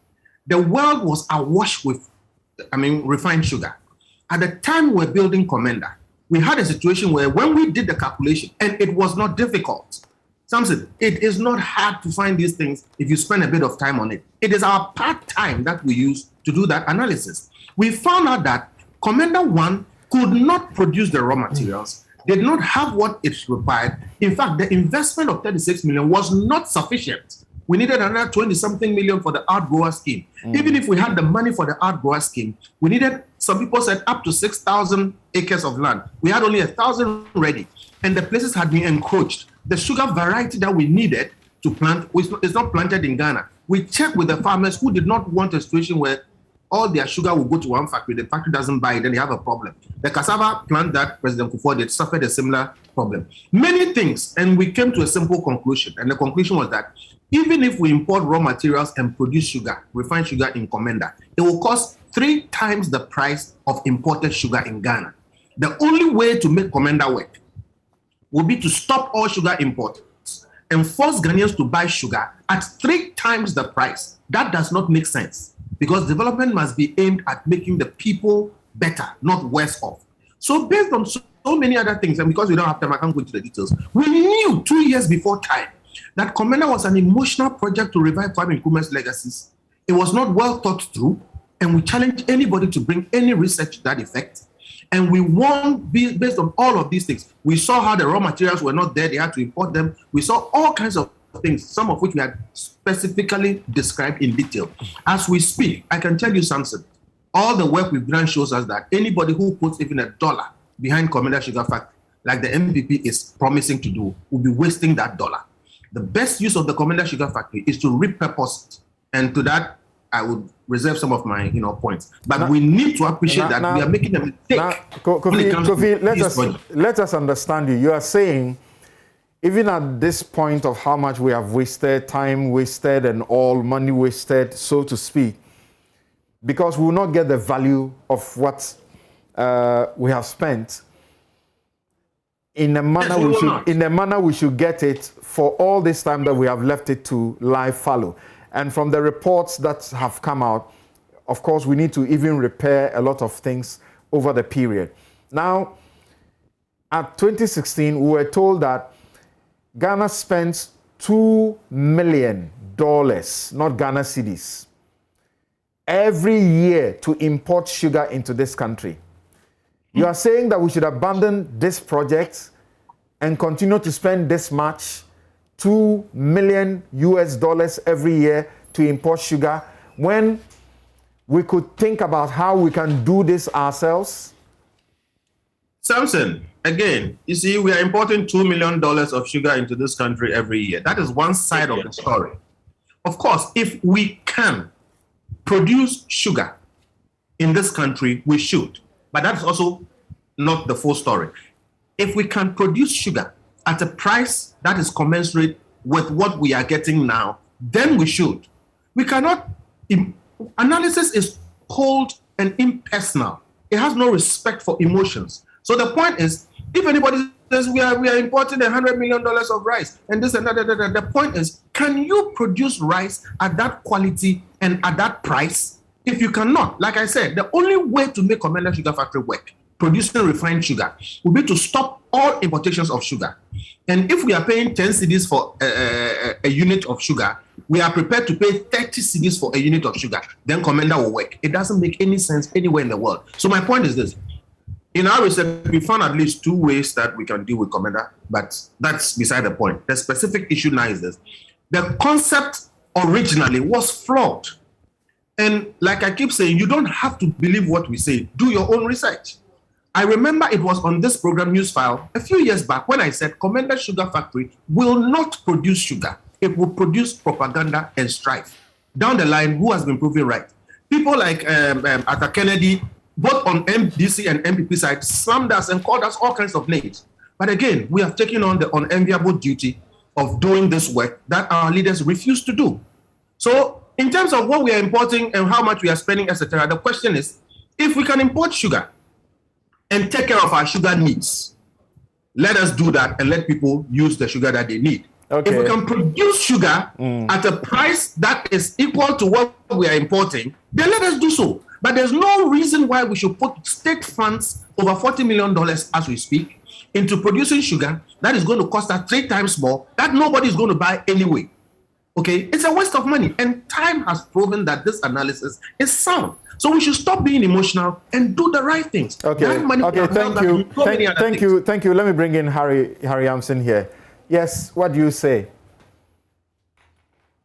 Well, look, analysis ought to be cold and impartial. Yes, I agree. But there's another side to the analysis. And that other side is that we have 68,000 young people who come into the jobs market every year. It behoves on the leaders of the country to think through structural change that will actually resolve this warped economy that we have, so that it has the ability and the power to generate the jobs that we are all crying about. Now, the biggest way for Ghana to resolve that issue is through integrated agricultural projects and the alignment of our agribusiness to that. Now, we are not the world's most efficient grower of rice or of tomatoes, but both NPP and NDC have invested significantly in developing the Palugu Dam. Would we say it is for waste? No, it is not for waste. We have to invest, we have to add manufacturing to it so that we can build a stronger, better economy in the north. In the same way, we have potential to do something with agriculture in the central region. So Commander may have had some analytical flaw, but there is nothing wrong strategically with Ghana saying that we will find a way to turn our agriculture into the basis for powering our economy. And so all the thinking must be about how we make it work, not how we tear it down. Now, here's my point. So Vietnam was not once the biggest and best producer of rice. Today they are. What did they do? They started, they built, they invested, and they made sure that they became efficient. That is what we also should be turning our energies to. Now, so President Mahama started Commander. It has faltered. What do? We ought to make it work, because certainly $28 million is not the reason why Commander must fail. We have $28 million to buy cars, new cars. So I always have a struggle when we serve up projects over peanuts, and then we buy luxury with that money. We ought to make Commander work. $28 million is not the reason to kill that factory. And I tell you, $200 million or whatever of imported sugar is justification enough for us to build that factory. After all, what does it cost to build that factory? And what does it cost to turn 6,000 acres of land into a plantation to feed the factory? It will not cost us $200 million. And even if it costs us $200 million, the factory will not live for the 1 or 5 years that it costs to find the money to make it work. That factory will live for 30 years and 50 years. So it will pay for itself. We ought to be brave when it comes to our economy. We ought to be brave when we start projects. But we ought to think long and hard about it and know that, yes, we are a small economy, so we will start with difficulty. Nigeria, once upon a time, stopped all importation of fruit juice because they were determined to make that sector work for the Nigerian economy. What is different about Ghana? So we are excusing wrong decisions to just destroy initiatives for no good reason. We must think long and hard about our future. All right. And that means that whether it is housing, whether it is agriculture, whether it is agribusiness, look, under Achampong, we had the longest period of sustained value addition in agriculture. We all know about it. Did it serve Ghana well? Yes, it did. And what did we gain when it all collapsed? We gained unemployment. We gained inflation. We gained cedi depreciation, in fact, devaluation. So there is no reason for us to sit here today and say that we should not build capacity into our own economy. Should 68,000 young people be unemployed? Should the central region not have industry? Should the northern region not have a vibrant agricultural sector? The answer to all of those things is no. So the question now becomes, if we need to change the constitution, let's change it and make sure that the things that are started are finished. And if we need to write laws, let's write the law and make sure that people, when they go to Parliament and approve a project, will be bound to make sure that it comes to fruition. Otherwise, we are wasting our time, we are wasting our tax money, we are wasting our energies, and quite honestly, we are not making any demand on the people who come into power and say, we will serve you. After all, we don't vote for people just to come and talk. We vote for them to come and deliver.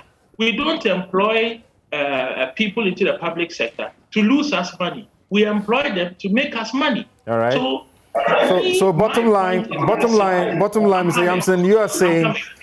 I'm coming. For me, my point is this. Strategically, let us also stop this business of saying government to build, government to own. Government must make it possible for the private sector to do the business. This is the other side of it. Every time we want government to be the one that does it, it's wrong. It's not the business of government. It is the business of government to package this country and make it attractive and put in place all the right support. It's not government's business to go and run factories. That is where we have a problem. Yeah, and that is what all the political parties are guilty of and must move away from. Okay, so as I understand you, it's a project we must pursue and complete as quickly as we can and do whatever it takes to make it sustainable. And as again, you mentioned the unemployment situation. And just last week, the finance minister told us that there are no more jobs in the public sector, so people should go into entrepreneurship. You suggest, as I understand, that giving this into some private hands, so to speak, is the best approach? Absolutely. Absolutely. Look, South Korea put private people in charge of its auto industry. But at all times in its infancy, they were protected by the power of the purse of the state. There's nothing wrong with using the power of the purse of the state to protect infant industry. But we must be very clear-minded about how long we will do it and what we will demand as performance to ensure that at some point in time, the things we start and nurture will stand on their own. All right. What we do is the opposite. We make a demand on government to baby us. And unfortunately, politicians are looking for 4 years and 8 years. So they also go along. But that's why I'm saying that the people must start to make a demand on politicians. We are not looking for shallow thinking. We're looking for depth. And we're looking for strategic thinking, and we're looking for delivery. All right, thank you very much.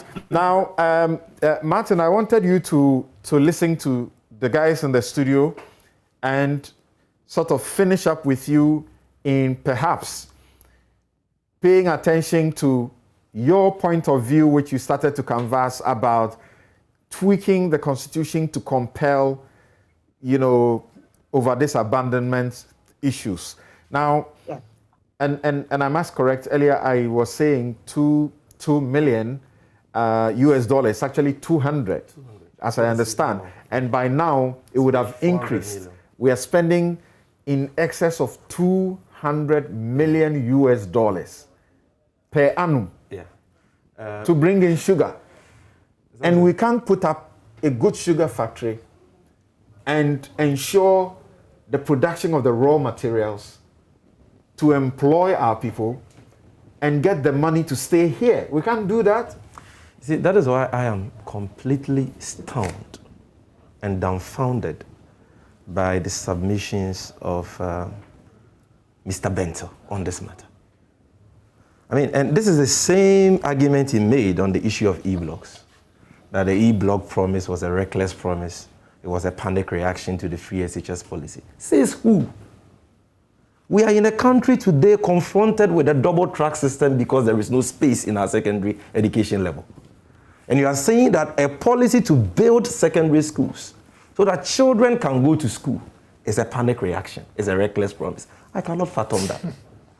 We spend over $200 million per annum on the importation of sugar. We have the conditions necessary for the cultivation of sugar cane in Ghana. And for that matter, the processing of same into sugar. Yet Mr. Bento says that the Commander Sugar Factory project is useless. It's not viable. And he doesn't give us any basis for his assessment. He says that the only way the factory can work is for us to ban the importation of sugar and have Ghanaians buying sugar 3 times what they are paying for sugar now. What is his basis for that assertion? Does he know what was going to be the cost of production at the Commander Sugar Factory? Does he know? Has he supplied us with that information? He has not. So on what basis is he saying that that project is not a viable project, a commercially viable project? I don't understand something. Look, you haven't followed the Imani analysis. No, he has not done any analysis, and he says he has been proven right. Mr. Bento. No, I don't think you should be saying that. If you have followed, no, I'm saying he has not given us started. Well, we are talking about Newsfile, today's edition of Newsfile. Has he given us any empirical basis for his claim that the Commander Sugar Factory is not commercially viable and that they cannot produce at a competitive price? Has he given us any figures, any values? He gave you some grounds. You don't want to take that, so proceed. He's not even giving us any ground. But this is the point I'm making. He did. He told you about what is happening in, is it India? And now, that was back then. So we should, whether or not we build factories in Ghana should be based on what is happening in India. Is that what he's saying? I mean, I can't understand that. Look, there is a policy justification for the Commander Sugar Factory. That justification has to do with the amount of forex exchange we spend every year on the importation of sugar, which places which places pressure on our currency and causes it to depreciate. And apart from that, which denies us of the opportunity to create jobs for the teeming unemployed youth of this country. And that is why the visionary Mahama administration sought funding from the Exim Bank of India to the tune of $35 million to construct this factory. Now, before the Indian government gave us that money, feasibility studies have been conducted. And the feasibility study for the Commander Sugar Factory project was conducted with assistance of the National Federation of Cooperative Sugar Factories Limited, India. You know that India is the second largest producer of sugar in the world. They have over 500 functional sugar factories. And so when we went to them that this is what we used to have in Ghana, the factory has collapsed for some time, now we want to revive it, they joined us in conducting the feasibility studies. And out of that feasibility studies, it came out that this factory, if it is constructed and operationalized, will generate $69.6 million in 10 years. The internal rate of retention of capital was found to be $75.58 million. And the debt service coverage ratio was found to be 4.14, which is excellent by international standards.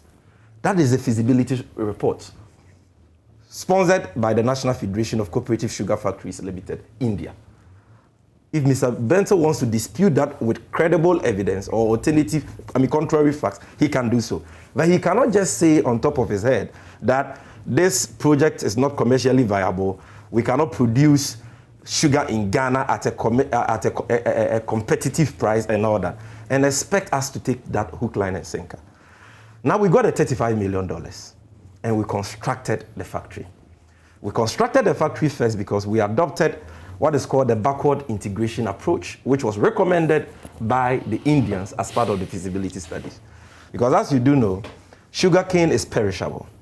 It takes 6 to 8 months to mature when it is grown. But you require 2 years and over to build a factory, which is supposed to last 100 years with routine maintenance. So the idea was that build a factory first. We'll give you $35 million as the first tranche of this facility to build a factory first. And then when you are done, you apply for the second tranche of $24 million for a sugarcane plantation to provide the necessary raw materials for the factory. So in November 2016, Parliament under the Mahama administration approved the second tranche facility of $24 million. And if everything had gone on as we had planned, by February, or if you like, first quarter 2017, some funds were supposed to come in as part of that second tranche for the sugarcane plantation. Now they came, and for political reasons, just like they suspended over 200 cocoa road projects under the guise of a clinical audit, which amounted to nothing. Just like they have abandoned the Saglemi housing project, 1,502 housing units. And the other projects we have discussed on this show, they decided that for political reasons, they were not going to pursue the money. That is how come they didn't get that $24 million second tranche facility from the Indian Exim Bank for the sugarcane plantation. But what we had done was that the factory has a capacity, optimum capacity of processing 1,250 tons of sugarcane a day. But it requires a minimum, it has a minimum capacity of 150 tons. Now, in that Commander catchment area, there are outgrowers of sugarcane there, and they have the capacity to produce 500 to 700 tons. And so the plan was that even before the sugarcane plantation, which was supposed to be undertaken with a second tranche of $24 million, comes on stream, the factory was going to improvise with what farmers, sugarcane farmers in the area were going to produce, which was around 500 to 700 tons, which would have been okay. And that after 6-8 months, the sugarcane plantation would have been cultivated, 40% owned by Commander Sugar Factory itself, 60% by private outgrowers, so that the factory will have the needed raw materials to produce sugar. And we have done all the feasibilities. Look, this factory would have created thousands of direct jobs and thousands of indirect jobs. And at least it would have saved this country minimum $10 million that we spend every year on the importation of sugar. How anybody can condemn such a brilliant innovation or project is something I cannot fathom. And now, I have friends in the MPP led by President Akufo-Addo says that it was wrong for us to have put up the factory before, putting up the sugarcane plantation. And the president says we put up the roofing sheet of the building before we thought of the foundation. Where is that coming from? If you build a factory worth $35 million, which is supposed to last forever, where would the factory vanish to? Like I said, you have 6 to 8 months to grow and harvest sugarcane. And so, and bear in mind that sugarcane is perishable. All right. If you grow the sugarcane first and there is no factory to mill it, you're going to create huge financial losses. All So right. what we did was right. It is they who have failed to continue from where we left off to assess the $24 million we had procured. Parliament had approved it for a sugarcane plantation. So what I am saying in conclusion is that we don't need any constitutional amendments on this issue of abandonment of developmental projects, because government will always cite excuses of we don't have enough money. It has to do with political commitments. That is the bottom line. Why? We have so many laws, something you know, and you've been complaining about it in this country, which are not being adhered to, which are not being enforced. The reason why the Commander Sugar Factory is in its current dilapidated shape is because President Akufo-Addo doesn't have the political will and commitment to continue it. It is the same for the abandoned cocoa road projects, the same for the abandoned E-block projects, the same for the abandoned hospital projects, and so on. So let us not blame this on politicians. I get a bit worried when we try to always box politicians together and say, oh, NDC. All right, we have not done that. Thank you very much. This is an MPP problem, and let's call them out for that. Now, you see, if I'm trying to get the figure for now, because I understand it's gone up a lot more, and this was predicted. In fact, we as a country, we have a sugar policy. We have a Ghana sugar policy. And we sought to give some justification. We know we have the esoteric, which has also been there, for a long time and, sort of dying out. Esoteric. Then we are informed that these two factories, which had been historically available for us to also be proud, they were halted by the end of 1981. And they were halted because of inappropriate factory designs and difficulty in obtaining backup spares, inadequate irrigation facilities and farm machinery, excess or excessive government controls, and poor industrialization, infrastructural state. Yeah. The question I ask myself is, are these things we cannot resolve? And Kofi, I'm coming to you. I've seen your hand up on your Zoom because you want to make some quick reaction. So when Kofi finishes, that's the question I want you to address. These issues, inappropriate factory designs and difficulty in obtaining backup spares, inadequate irrigation facilities and farm machinery, we just build more. Inappropriate factory designs and difficulty in obtaining backup spares, we just resolve that. Excessive government controls, reduce the government control. And Mr. Yamson is suggesting we give it to private hands. Poor infrastructural state, we make sure there is maintenance. We don't do that. That's why these collapse in the first place. The way to revive them is to simply take these and do the revival. Yes, Kofi, in some minutes, what's the reaction you want to give to Sami? The reaction is that, you see, this kind of visceral reaction to cold, hard research is why Ghana has lost its researchers. They have all gone into banking and nobody talks about what is fact.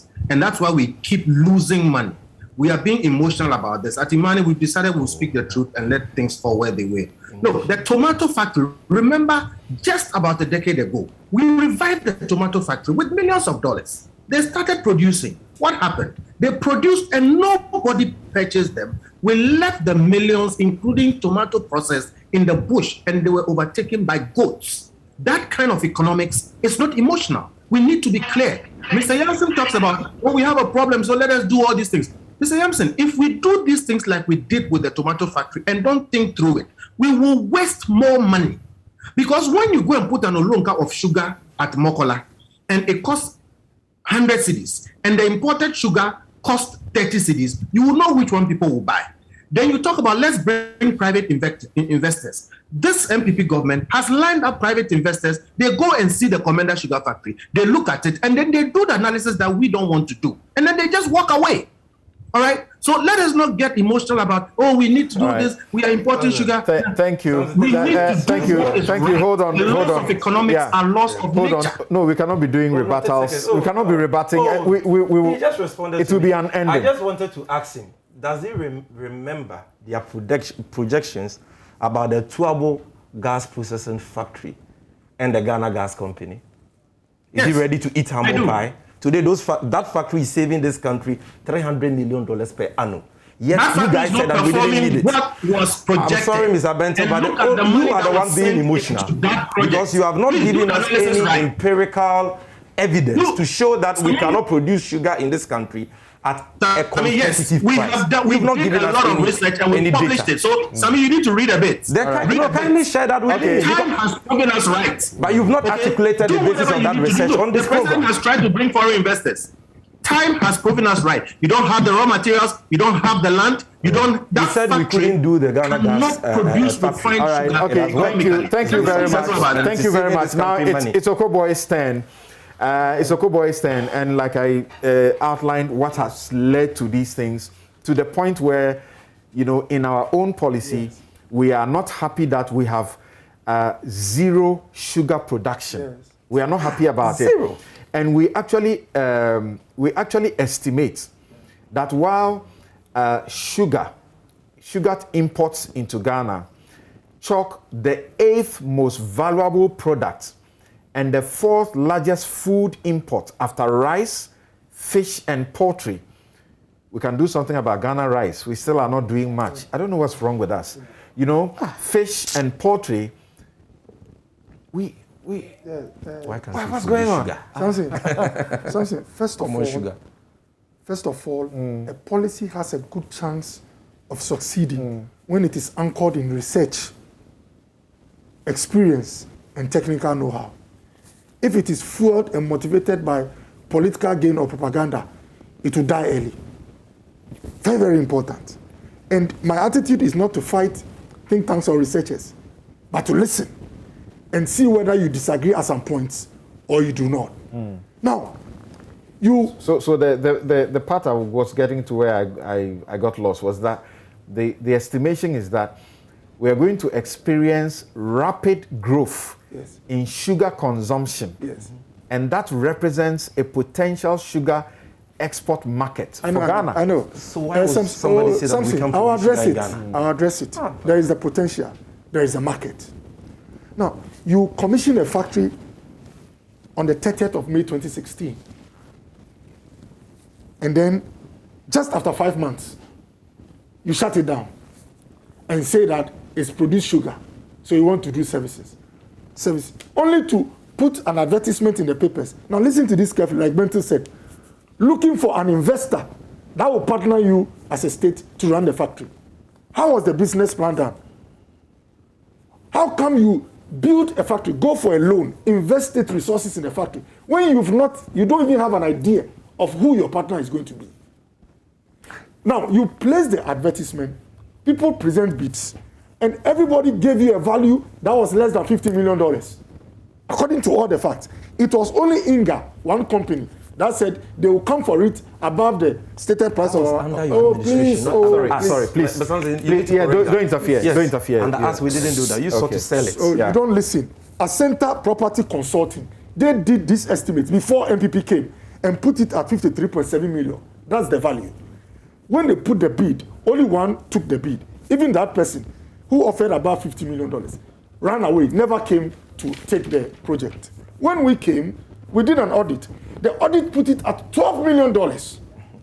Remember, and that's where Bentil talk about procurement issues, how contracts are awarded, the evaluation. You go for over $35 million to build a plant, and only for it to turn out after estimates valuation by both AESL and Pricewater.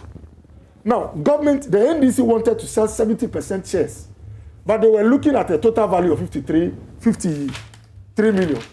Only for those who came for it to say, no, this your project is not worth 53 million. That is where procurement issues come, and that's where the challenge came. Now, even the attitude of the NDC or their roadmap showed that they were not going to run it fully as a state-run company. They wanted to partner someone. Now, if we come to office and we are looking for a partner, and the partners are running away because of the valuation you put on and the prospects and potential and viability of the project, how do you blame the government that is looking for a partner for not running? If you say we are not running, it means you are expecting us to be the total shareholder and to run it on a day-to-day.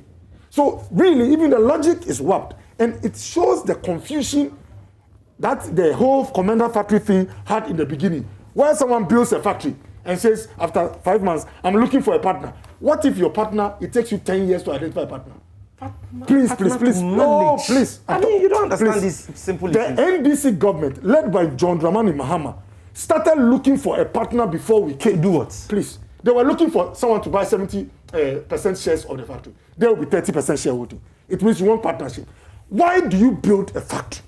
And when it is done, you start looking for a partner. Now, let me come here. And I've learned this through a lot of people must read. I'm not referring to my brother. You can't apply 20th century methods in industry to the 21st century. The reason why factories under Nkrumah failed, if you go through them, competition, if it costs $1,000 to produce one tractor, let's say in Ghana, and they are using $100 to produce it in Brazil, and we use 1,000 hours for the one tractor, and they use 10 hours or 100 hours, over time, that factory that produces tractor here will go under. The only way factories that produce goods at a high price because they don't have comparative advantage succeed is when you give them fixed markets, not using free markets. That's holistic markets. Exactly. Command and control. So that all this must be in your business plan. If you know you're coming with Commander to try and reduce the 200 million imports, what you do, you can decide as a state that, look, all sugar at prisons, all sugar at schools, all sugar here, they need about, let's say, 100 tons a year.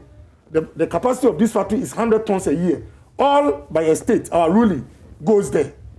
If you don't do that and you want them to come in the general market, the investor will come and ask you, how do I sell this sugar? Looking at the things you have. So really the point I'm making is that it was a matter of one, not only confusion, but incompetence as well. Trying as a country to build a factory before later looking for a partner. Now, let me tell you this, something. How come Volkswagen came into this country to set up their plant? Something preceded their plant. We had the automotive policy. What is that policy? It tells you the conditions you put in place as a state before an investor can consider the investment viable. If we, Ghana, had built an automotive factory and called the VW to come and buy shares, they will tell you, first of all, one, you have to have this policy. Two, you have to do. So the point I'm making is that the same in asking that you must have sugar cane before you build a sugar cane? No, there are three things involved. It's not only about, first of all, like Bento said, there was only propaganda in this. The business plan was very unsustainable. Look, you need... Who gets up? Which politician? How wicked? Yeah. You get up and you think that let's go and take 36 million. Now we say we are spending almost 40 million and sink it into a project that we know in our heart of hearts is not viable. Let me explain. It's very simple. Do you realize that all those who came to partner us after the evaluation, it showed that the value of the factory is not what the money that the state said they had used it for. You know what it means? If they valued at $12 million, 70% comes to 8.4 million. That's what we'll get back. Now, we spent 35. So even from day one, if we had even gotten an investor, we've lost, there's financial loss even from day one because the value put in. And like, what's the word? Like Bento said, look, don't take it for granted. You can get leaders who are lost when it comes to the economics or the policy. Immediately, listen to this, very important. So the motivation is corruption? No, I'm coming. You see, apart from the emotional attachment to, let's say, commander, I told you about the market. You can decide to allocate markets and all that. But immediately you decide to spend that amount of money, when you've not taken into consideration the land size you need to feed the factory, the price at which it will come out, and the market that will go for it, then it means you have serious issues. So, I don't have evidence here. So I don't want to say that the motivation was just building it and getting something from it. But really, in terms of sustainability, and that's why after 5 months, the John Dramani Mahama government started looking for an investor after they built a factory. You say you are committed to it. It's yes. taking how long? Now, let me tell you something. How do you justify that? And still the president is today visiting the place and making promises. So you know what will happen? And that's why Bento talk about we finding laws that will punish public officers who put us in a situation which is a big mess. The laws are there. Yeah. Now look, to revive this factory, already all the valuations have shown us that we are not going to get the kind of money that the state put in. It's way less than. It's 12.5 by AESL. It's 12 by both AESL and Price Water, which means that's where you are going to roam. Already our money is gone. Number two, the investor must get some other assurances, like you had under 1D1F. What are the tax exemptions? What are the market sources? Obviously, and people must get this, if you're a country, it's not every product you import that you try to substitute. Germany imports about 1.05 trillion worth of food. Almost every food consumed in Germany comes from South America and other places. They've not gone into food production because their comparative advantage is stronger in machinery and automotives. So, although we are importing sugar at $200 million, the question is that if you produce sugar in Ghana, at what cost will you sell it? Now, this is economics. To get the same quality and quantum of sugar in Ghana, it is possible Ghanaians must spend $400 million to get that. That's when you don't have comparative advantage. So, the same quantum of sugar in Ghana, Commander can produce it, but Ghanaians must spend $400 million. That leads to increased quality of life, and that's where smuggling comes in. So you see sugar now coming in from Nigeria. Sugar will be coming from Togo because the price will be higher. So they got the economics wrong. The competence was very low. The concept and model was very, very poor. And I like this statement from Bento. He said what they could identify with their part-time, full-time of Mahama administration could not identify. And Bentil has been justified by the two potential investors who came, looked at the books, looked at the factory, and vanished.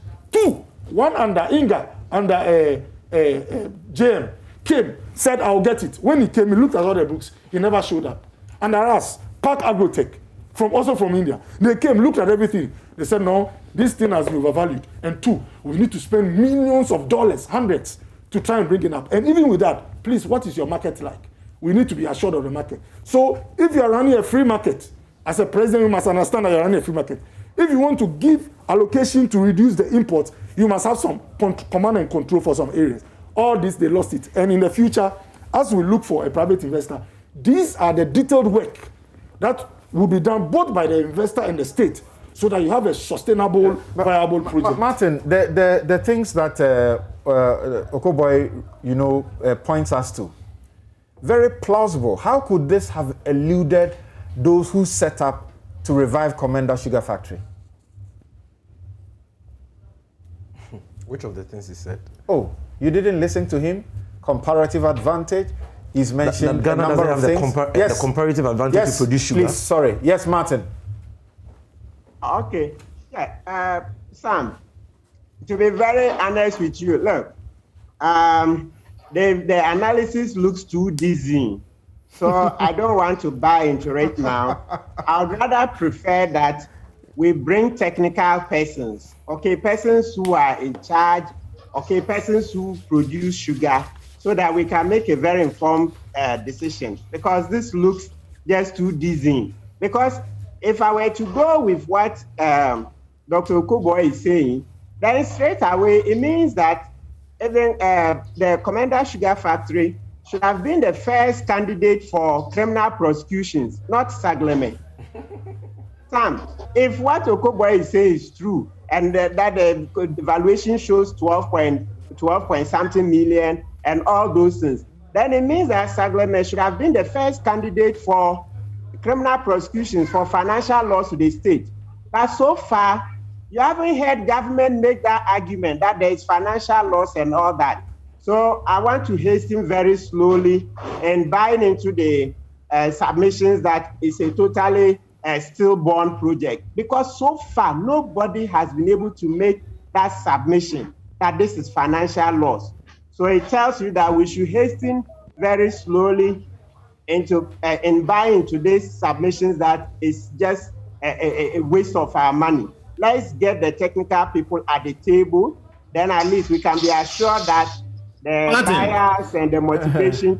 Martin, yes, Kofi, go ahead and ask your question. I was going to ask Martin. Help him, Martin. You see, when you do analysis, there is analysis that you do before the fact. When you do that, that is projection. But when the fact happens, you have to use what has happened to make your decision. What has happened now is that, one, the sugar factory as it was designed has not come through. We've not been able to produce the sugar, even though they imported some, they couldn't produce it. Two, they tried to bring the private investors, both President Mahama and this new government. These investors investing their own money, know what they are doing. They check, they see the overvaluation, they see that the economics of this whole plan does not work. So they walk away. After over 5 years of experiencing something, it is just not smart for you to deny what you are seeing.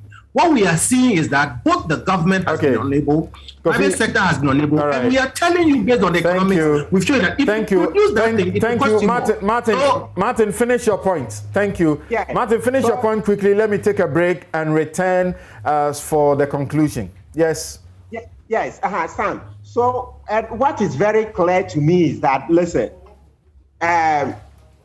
we as Ghanaians at this stage of our development, okay, it will be good for us to produce sugar in Ghana. The market is good, at least even I'm a lay person, but I know that we consume a lot of sugar. So when I hear figures like, no, it may cost 3 times and the rest, to be honest, I have doubts in my mind, though I've not seen the figures. So that's why I'm once again saying that let's bring technical people, let's have real figures. Because, I mean, come on, producing sugar, is it rocket science? Producing sugar, is it rocket science that we've been playing with this thing for over 5 years? But Martin, why do I need a technical person to tell me these hard facts? These hard facts. Sam, like I said, you've not heard from the businessmen yourself. No, I'm taking Martin. We all learn, we read. So you are hearing things that you say sound very plausible to you and sound like they should have been inescapable and have been escaped. Yes. And yet, Sam, look at this. The elephant in the room, if that is correct, that nobody is mentioning criminal prosecution.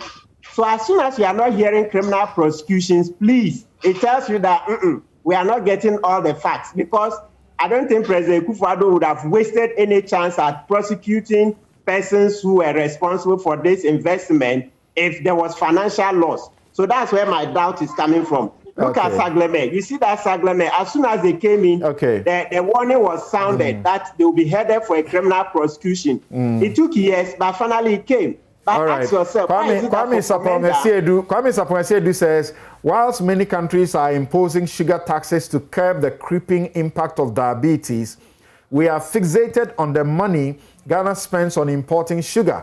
Why don't we have a public health discussion on Ghana's sugar intake? Do we realize diabetes is on the rise in our country and killing? The idea that it was projected that Ghana's sugar intake was going to increase when justifying the Commander Sugar Factory makes me cringe. We take a break. We return with very limited time to get just brief comments on the NCA and revival of 133 radio stations.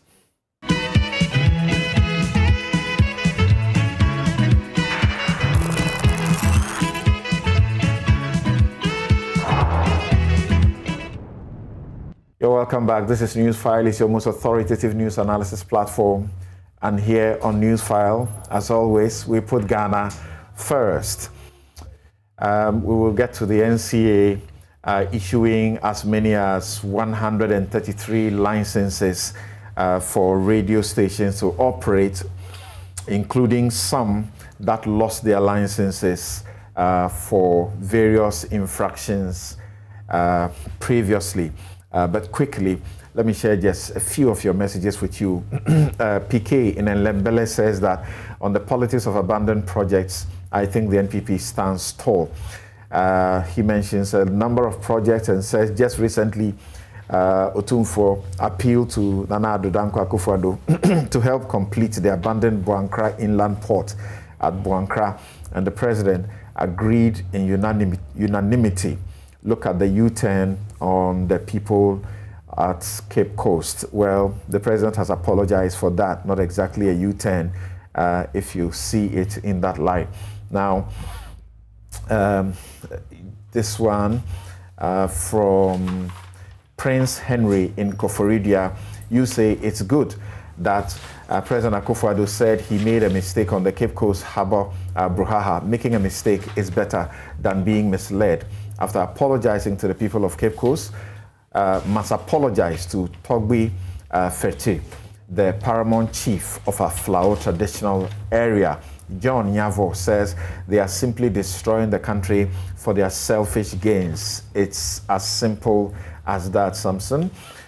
Great sage Prolific says corruption is the most guilty, and these two have their hands stuck deep in it. Baba Chairman in Tamale says that the NDC should be the last to be talking about abandoned projects. Okay.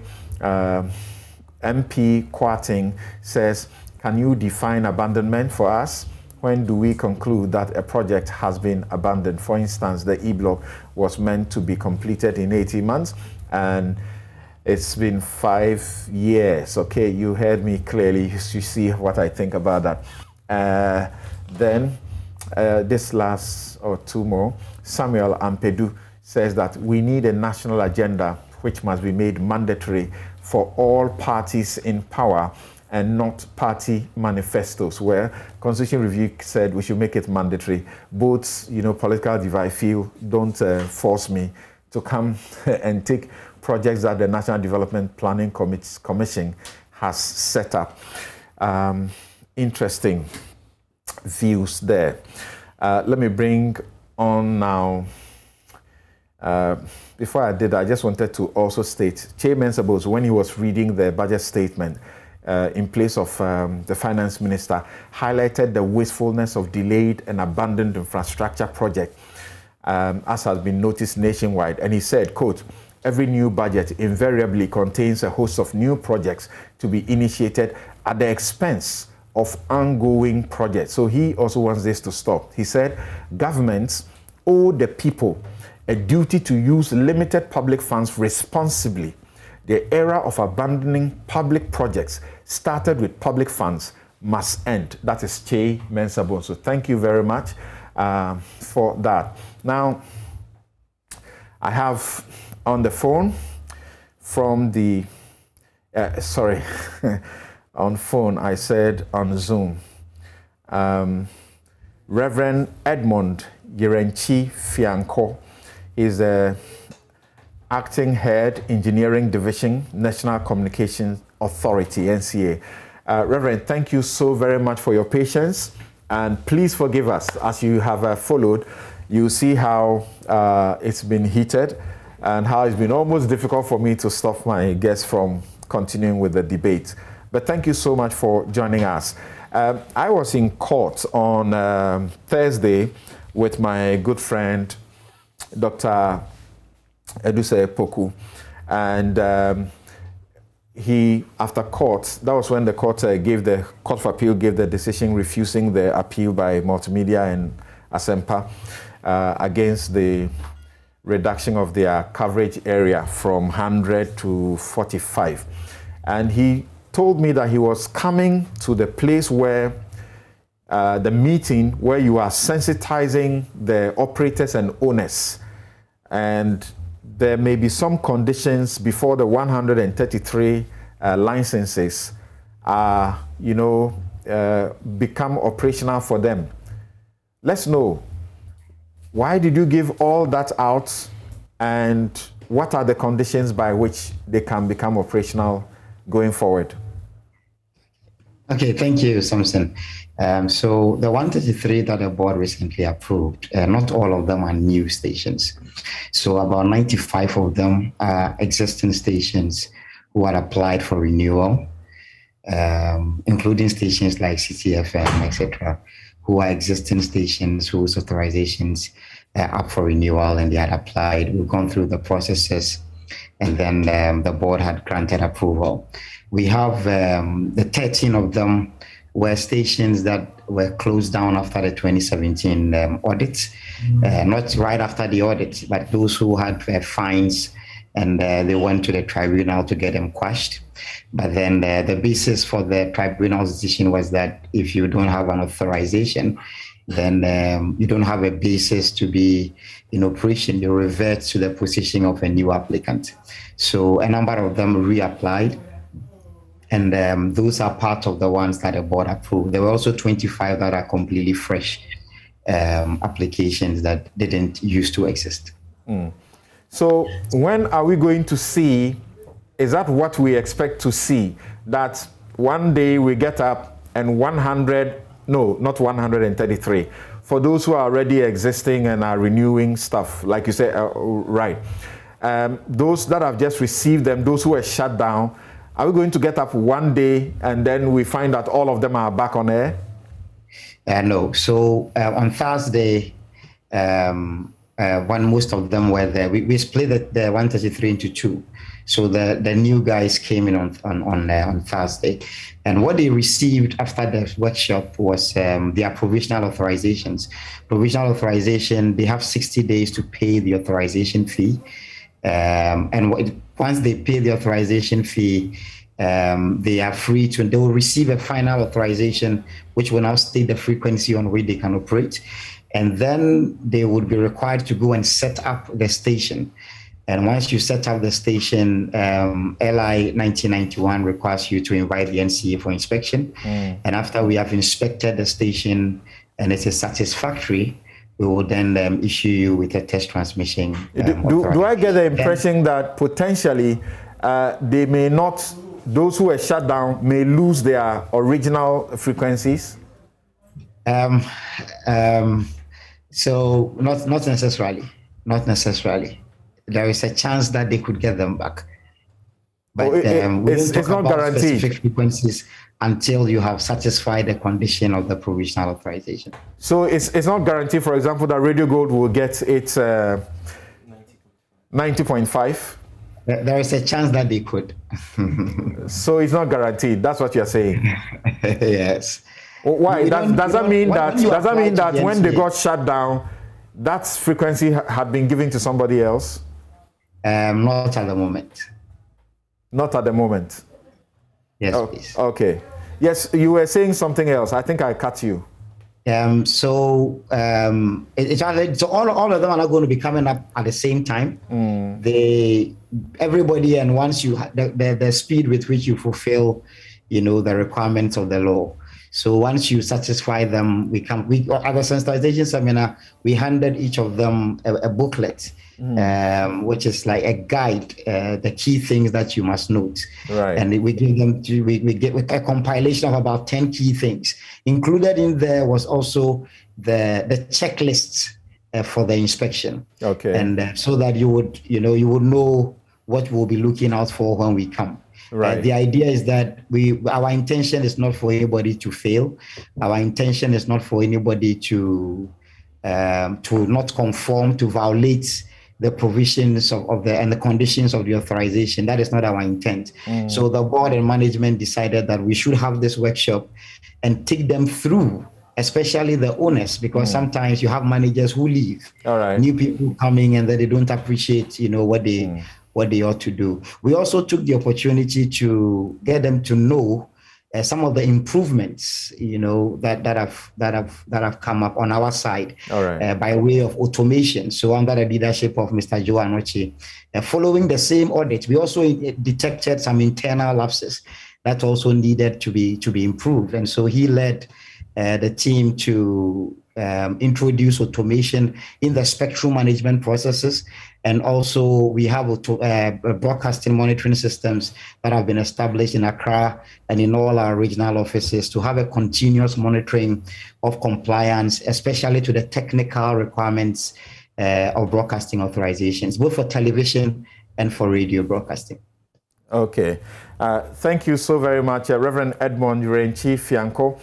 We thank you once again for your patience. You have been on for a long while. He's the acting head, Engineering Division, National Communication Authority. Okay, so I've got a very senior man who says that Radio Gold and XYZ should be giving same wavelengths. That would be the right and smart thing to do. When I get his permission, I'll put his name out shortly. But can I get maybe some 30 seconds or 1 minute from each one of you, starting with you, Sammy? Yeah, 1 minute, but in 1 minute. And the reference I made to him, we went to court. What it means is that sometime, that's if nothing happens to what has happened, you know, Joy and Asempa applied to renew their licenses. They were giving provisional renewal authorizations, and the condition to that was that they should reduce their coverage from 100 kilometers to 45. And then they sought to fight that in the court. Eventually, the decision is that NCA is right in doing so. So it means that, by my understanding, it may not get the reach as it used to be, because from 100 to 45. Yes. Well, we don't have time to go through the details of all these issues, but on the restoration of the closed radio stations, what I can say is that the closure was wrong in the first place. It was done in a selective manner. It was done in a discriminatory manner, and it was high-handed. This government had no business shutting down those stations, and so they deserve no credit or plaudits for the restoration. That's what I would say about that. But a damning allegation has been made against my party that I need to respond to just in 5 seconds. Hold on. I should hold on? Please, hold on. I'll come back to you. Martin, what do you say about these 133 licenses? It's Kwekubako who says that he thinks the best thing to do is to give back their wavelengths. They shouldn't tamper with it. Give Radio Gold what it had, give XYZ what it had. Yes, Martin, quickly. Yeah, Sam, and I'll support that call 200%. That's a list that can be done, because after keeping them out of business for so long, of a matter that shouldn't have attracted that sanction, the least they can do is to give back Radio Gold and those other stations affected, the original wavelength, the frequency. That's better, because you see, now democracy, remember what the chairman of the NDC said some time ago when he met the president, I think last year or something like that. He said, look, people who listen to Radio Gold, if he shuts it down, it doesn't mean that they will come and listen to another station. You know, the deeper thing I get from it is that some people like to belong elsewhere. You can't shut down a station so that they would be forced to move to another one. No. Okay. So but the amnesty is welcome, isn't it? Yes, it is. But to make it complete, please, we are respectfully asking NCA to give Radio Gold the 90.5. Okay, thank you very much. Kofi Bento, some 30 seconds. We are running out. Yeah. Yes, I support that they should give Radio Gold and the others their old frequencies back, 10,000%. Indeed, let me make this point. I can argue that Radio Gold and those other stations have an equitable right to their previous wavelengths because they have invested in it. So indeed, giving it to other people, you know, all kinds of things can be raised. So please, let's keep things clear. Number two is that, look, these radio frequencies are national assets. They don't belong to the party in power. And so when they are being managed, they must be managed as such. Otherwise, the next person who comes will use it as a weapon. Yes, third and the final and most important point is that in the next 5 years, radio frequencies, FM radio waves, will become as useful as shortwave frequencies. Okay. When we were growing, we understood GBC2 all right, shortwave. Thank you. I'm sorry. Yes, Okobo. I'm sorry. I'm not able to take any more. Yes, 20 seconds. Yeah. All I'll say is that even if you are an FM station and you have affiliation to a particular ideology, just make sure you stay above board in terms of your obligations. Pay the taxes or whatever that you are supposed to pay. I don't believe anybody on this platform will agree if a particular station says that because we are connected to this party, we can go 5-10 years without paying anything that is we are supposed to pay and still be in business. And then let me also make it clear, the propaganda can go out there that the only reason was the affiliation, but the courts even disputed with that position. All right, thank you. Is superior. Thank you very much. And as always, my outfit is by Habil Scooter. Habil Scooter, call them 0200 841 988 841 988 0200. Joe Anoche, he says all the old frequencies will be guaranteed. Thank you very much, Mr. Joe Anoche. And my guests have been Kofi Bento, lawyer and senior vice president, Imani, Africa; Sami Jemfi, national communications officer, National Democratic Congress; Martin Pebu, private legal practitioner; Dr. Okoboy, former deputy minister of health and member of government's communication team; Mr. Harry Yamson, fellow Solidaire Ghana. And you also had Reverend Edmond Duren Chief Yanko, acting head, Engineering Division, National Communications Authority. I'm Samson Ladia Yanini. God willing, next week we come your way with another edition of Newsfile.